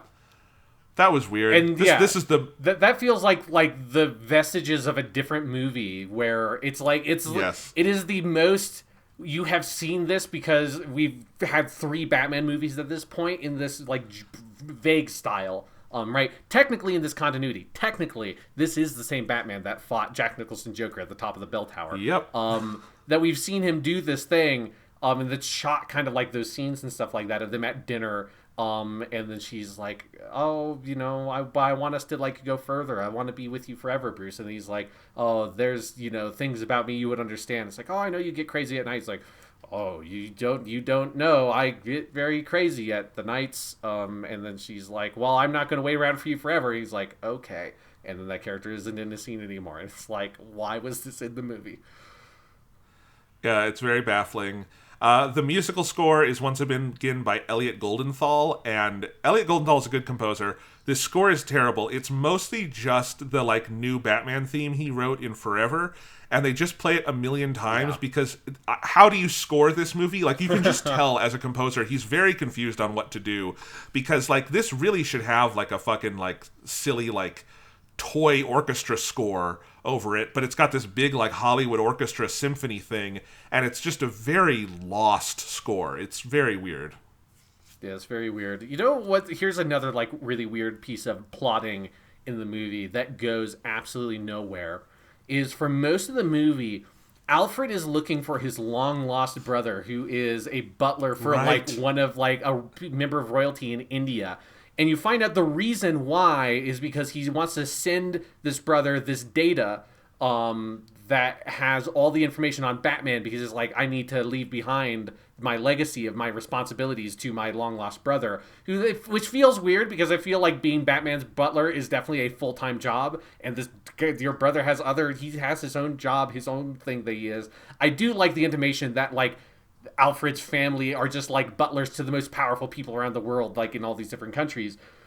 But you find out that like that whole plot is just a incredibly convoluted way for Batgirl to discover all the Batman stuff, for her to get the costume, because that's also how she discovers secret AI Alfred, the Alfred program that lives in the Bat computer, which is such a great plot point.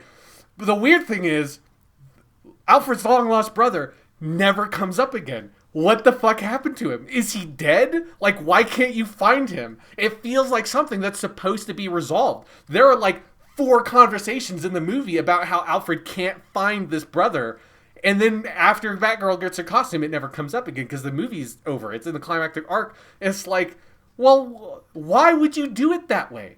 That's so much effort and so much buildup and setup for something that has nothing to do with the brother at all. It's just a way to get Batgirl the fucking costume. It's like, why? There's just one of the many, many questions with the script of this movie where I'm just left wondering, why would you ever make it so hard on yourself to do it like that? You added like 10 minutes into the movie by doing all this. You could have just had it be something so much simpler about Alfred having like a thing that's being left behind that needs to be given to another member of the Pennyworth family, and then Batgirl discovers it and she unlocks it, and then she discovers that she's Batgirl. It doesn't have to be this elaborate secret brother that works in India thing. It's so overly complicated. Yeah, it's bad. Anything else to say about this movie specifically? I have another couple things I want to talk about, but I don't know. This well seems pretty dry. One last thing I want to talk about, because it was the main thing I tweeted about, or I tweeted out this shot from the movie, is I talked about it a little bit with the hilarious climax of Robin, who is just useless. They've been building up the confrontation between him and Poison Ivy for the whole movie. And he's useless. He gets shoved, he falls, he rolls backwards about 10 feet into a pool, and then he remains in that pool, struggling under it for the whole rest of the fight scene. And then there is a shot that is, if you're gonna like, you can't do this. This is an impossible shot. Why would they ever do this? It is just mind-boggling. Where Robin, it's 2 seconds of footage where Robin, for the first second, comes up out of the water, shaking his head, and then the second of footage is that same second, but played in reverse. And it is the cheapest, laziest, most student film looking fucking thing in the whole movie. Even worse than that bad edit with fucking Pamela Isley near the beginning of the movie. Because, for a lot of reasons. Because one, playing footage backwards is a pretty common technique in a lot of different movies. There's a lot of things you can do with playing footage backwards as like a special effect technique that you can do things really well. Like Jackie Chan does it sometimes. That's a legitimate technique. But you need to know what the fuck you're doing if you're going to play footage backwards. One thing you absolutely cannot do is have a weird symmetrical shot that is one contiguous shot where the first half plays it forwards and then the second half of that same shot is that shot backwards. Because everybody's going to notice that the second half of the shot is just the first shot backwards because it's identical. It's just played in reverse. So that's rule number one they break, is that you can't do that. If you just played it backwards without that additional context, it would be harder to tell. The other thing you can't do is you can't play footage of something in water backwards, because water doesn't behave the same way backwards that it does forwards, right? You can't try to get a shot of a pebble rising out of a lake by dropping a pebble into a lake and then playing the footage backwards, because when you drop a pebble in a lake, water emanates from that central point in circles. When you play it backwards, it then is just all the water that is rippling out, assembling back into a central point, and then a pebble coming out of it. It doesn't look like a pebble magically rising out of a lake. It looks like footage of a pebble dropped in a lake backwards. And this is what they do. You see a relatively calm surface of the water. It breaks around and splashes around as Robin splashes, and then it all comes magically back together to be the calm surface of the water again.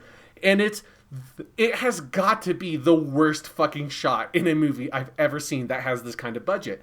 It's just, how did they think they could get away with it? Why did they do it this way? Like, why wouldn't you just cut instead of playing it backwards? Why not just make it a 1 second long shot and then cut to something else? Why have Robin in this situation at all for the entire climactic fight scene? Every single choice that leads to them making the choice to play it backwards is baffling. And I refuse to believe that there was nothing else they could have done in the edit. There must have been other footage they could have done to communicate Robin is struggling in the water that did not have to result in them playing this fucking footage backwards like this. It is shameful that they fucking did it. Yeah, because, I mean, the simple explanation is it's the just utter amateur bullshit of they didn't get enough coverage on the day, and they didn't do reshoots, and so they just didn't have a shot that communicated Robin is struggling in water, and so they went with the cheapest, stupidest thing that, like, I'm looking at it on your Twitter page right now, Sean, and it looks like you manipulated the video. Like, it looks like something you did on your iPhone and went, haha, this is funny. And you didn't. A multi-million-dollar editor did it in a fucking Avid suite on the Warner Brothers lot, and then they printed it on fucking prints and sent it to theaters around the world. Like, what the fucking fuck? This is what I mean by an ineptly made movie. Yeah, it is like insulting to people watching the movie that you'd put that in. Yes. Yeah, it's disgusting. I can't believe they did it. I also love that every Mr. Freeze scene feels so disconnected from every other Mr. Freeze scene, because at the end he has his big redemption moment where he gives Batman the medicine and then makes a pun, take 2 of these and call me in the morning. But then he goes, and then Batman says, like, I'm going to have, Mrs. Freeze. I saved her. Batman also could be lying. Batman, we never see him save true. Mr. Freeze. We never see it. We only have Batman say at the last minute in what feels like a rewrite to me. Like, it feels like something that, like, oh shit, we didn't film anything about saving Mr. Freeze's wife. Have George just say something about it. And so he says we saved her. I'll put her in Arkham and you can continue your research. And he's like, okay. And it's like, he's redeemed. But then his last scene is him, like, coming into Poison Ivy's room saying, my new mission in life is to make your life hell. And, like, well, which is it? Is he here to torture Poison Ivy or save his wife? Yeah, I think you're right that line that George Clooney has must have been something they added in later. I wouldn't not interested enough to actually do it, but I bet if you went back and, like, paid attention to it, thinking about it, that line is almost certainly 80-yard in, because you don't see Nora either. There's no shot of her in Arkham. You're just told that she's there, and that scene with Mr. Freeze at the end would make perfect sense as a climax of they tell him that Poison Ivy killed Nora, and then he ends up in Arkham, and then he's mad at her. But, yeah, it doesn't make sense as, like, the last shot of the movie when you've just been told that Nora's alive and he gets to go do the research and save her. So, yeah, like, I would be willing to bet that is, like, something that got 80-yard in after producers saw it and was like, well, we can't, the kiddies will be sad that his wife is dead. You gotta fix it. It even could have been, like, the way that scene is shot, it's just sides, so it could have been a really easy reshoot. It's Batman against basically a green screen. You could have done that in any way. Like, it would have been it definitely, like, very clearly was not there in the original script. Because, because then Mr. Freeze's ending doesn't make sense. Like, why does he care about Poison Ivy if his wife's alive? Yeah. Also, I like the Poison Ivy, who is, like, inexplicably alive after she got eaten by her fucking Venus flytrap. Then she's just in her cell. Yeah. Fuck this movie. Fuck this movie, Sean. Can we talk about what they were going to do next? Yes. So, okay. So Batman and Robin, this is such a weird saga. Going from the 1989 Tim Burton Batman to this in 7 years. Like, oh my God, what a fucking turnaround. But here, this is from the Wikipedia page, but I've heard this story a million times. Apparently, during the filming of Batman and Robin, Warner Bros. Was impressed with the dailies. So they wanted to do a third one. Before the movie had come out, they had hired Joel Schumacher to direct the third film. or the fifth film, I guess you would say, but his third film. So, and my guess when they say Warner Bros. Was impressed with the dailies is probably they were like counting stacks of money of how many toys they could sell. Mm-hmm. So anyway, Akiva Goldsman was not going to come back to write the script. They hired Mark Protosevich, who is a guy who like was around Hollywood for a while, but never really wrote anything that got like made on his own. I guess he did a couple. He made the Poseidon remake, and he co-wrote I Am Legend with Akiva Goldsman, and then he has credits on some other ones. Nope, you know what? His last credit is he wrote the remake of Oldboy, which is really bad. If you've never seen it, it is a bad movie. Anyway, so Mark Protosevich was going to write this fifth movie. It was going to be called Batman Unchained. It's been misreported as Batman Triumphant, but the actual title of the script was Batman Unchained, which, you know, makes sense for the general BDSM quality of these movies. There are conflicts over whether this would have been a silly Batman movie. Joel Schumacher swore that he would have made it darker. I don't trust him on that. The LA Times contemporaneously said WB wanted another silly one with like multiple villains, the same way 3 and 4 were. But the Protosevich script for Unchained was Scarecrow as the main villain, and Joker would be in the movie as a hallucination, and they wanted to get Jack Nicholson back to do Joker scenes, but they were also going to do Harley Quinn, but just like with Barbara, they completely rewrote her. So she was going to be the Joker's daughter, trying to kill Batman to avenge her father's death, which, my God, the like Freudian ramifications of making Harley Quinn Joker's daughter instead of his girlfriend is so fucked up that I don't even want to imagine it. I'm very glad this didn't happen. But the film would have depicted Scarecrow and Harley Quinn teaming up to drive Batman insane and have him committed to Arkham Asylum. After their defeat, the film would have ended with Bruce Wayne traveling to Bali and entering a cave where he allows himself to be swarmed by bats to symbolize that he has conquered fear. Well, that was his overarching arc in all of this triumphant series of films, was that, that's just how scared of bats he was. So Schumacher wanted Nicolas Cage to play Scarecrow and wanted him to be in a cameo in Batman and Robin to set up Batman Unchained, before ultimately he cast Coolio, the rapper, who is in Batman and Robin. Do you know where, Sean? No, who is he? He's one of the bikers, and apparently it's a biker named Jonathan Crane, and that would have been Scarecrow. He's one of the bikers in the scene with Batgirl and Robin where they're doing their race. Coolio is in that scene, and he would have played Scarecrow in Batman Unchained. What? Like... I know, it's fucking weird, isn't it? If you're trying to set up like a cameo for Scarecrow, why wouldn't the character be one of the people working in Arkham as a psychiatrist? Because, you know, Scarecrow is a fucking psychiatrist who uses his expertise as a psychiatrist to like drive people insane with their phobias. That's his entire character. Why would he be in a motorcycle gang? What the fuck does that have to do with exploiting people's fears? Thank God they didn't make this movie, that they didn't have to fucking do Scarecrow dirty the way they did Bane. Jesus Christ.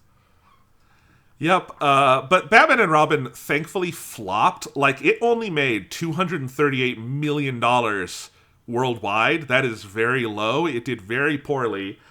This and the Superman movie, Superman Lives, were canceled at the same time. And so Warner really went into turnaround on all their superhero products. And then there was this long development hell for both Batman and Superman. And you'll remember that Batman Begins and Superman Returns came out around the same time.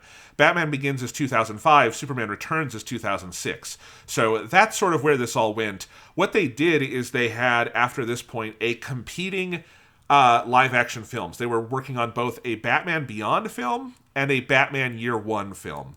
And the Batman Beyond film ultimately never went anywhere, and Batman Year One went through a lot of phases. We'll talk about this more when we get to Batman Begins, but it ultimately became Batman Begins by Chris Nolan, and that worked. So, you know, all was well for at least a little while after that. But yeah, thank God Batman and Robin flopped. It took them a very long time to figure out what to do with Batman, and what to do with Batman was basically just get a good filmmaker and do a basic Batman story. It was really hard for them to figure that out, but they did eventually.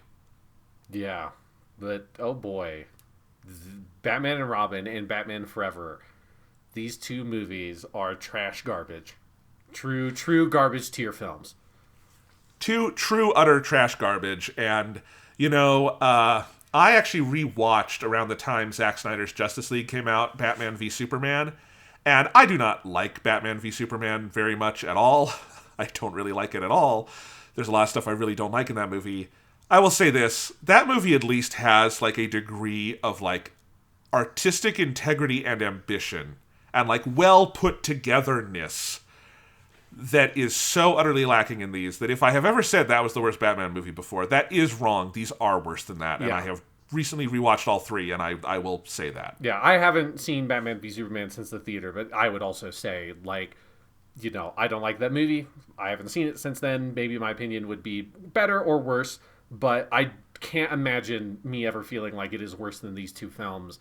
Just on the bones of it. Like, just the very simple plot, storytelling ideas, like things again that you kind of take for granted that most movies just have, even if they're not great at exploring all of them, even if some of those ideas are bad. Most movies have those elements in them. Batman Forever has precious little of it. Batman and Robin has basically none. And so whatever your opinion on Zack Snyder, good or bad, he can direct actors, block a scene, frame a scene, and edit a scene. He can do the basics, and he can actually do those basics very well.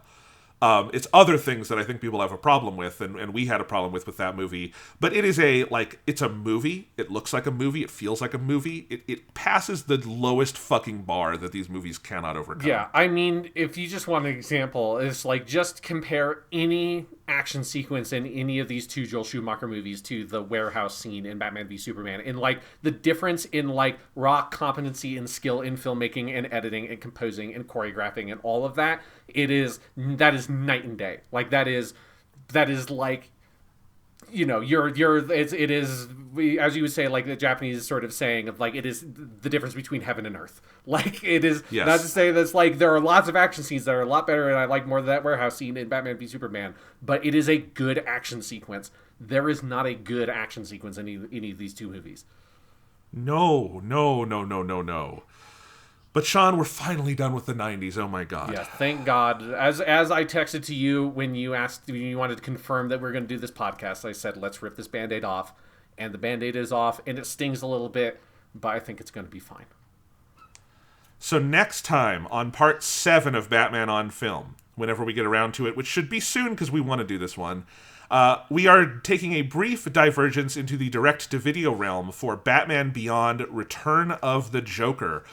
We will not be doing, obviously, all the various direct-to-video Batman movies, but Sean, tell us really quickly, why is this one worthy of being part of this series? Yeah, I really wanted to do this one for a couple of reasons. One, just because I realized, Jonathan, that you hadn't seen it, because you hadn't, before we talked about this, you hadn't seen any Batman Beyond. I'm like, I hadn't. Jonathan should watch this fucking movie because it's very good. So I was like, this is something I can give to you as a present. I can give you the experience of watching this movie through this podcast.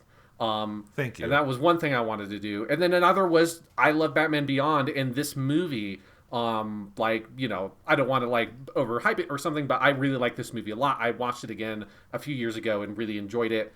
And it's kind of a spiritual sequel in many ways to Batman the Animated Series, and in some ways Mask of the Phantasm also. And so it is made by that same team, because the team that worked on the animated series worked on Batman Beyond. This is not a full theatrical production, so it doesn't quite have the full budget that Mask of the Phantasm had.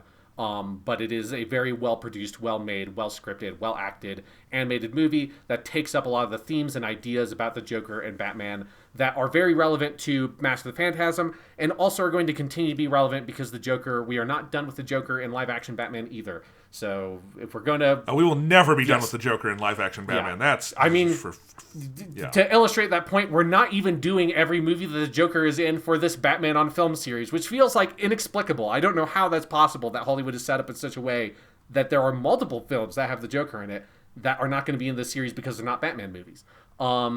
But yeah, this is, I think, one of the best treatments of the Joker. And if we're going to be able to talk about the special corner of history for Batman, which is Batman Beyond, a series that really, really is near and dear to my heart, I think that people are going to enjoy it.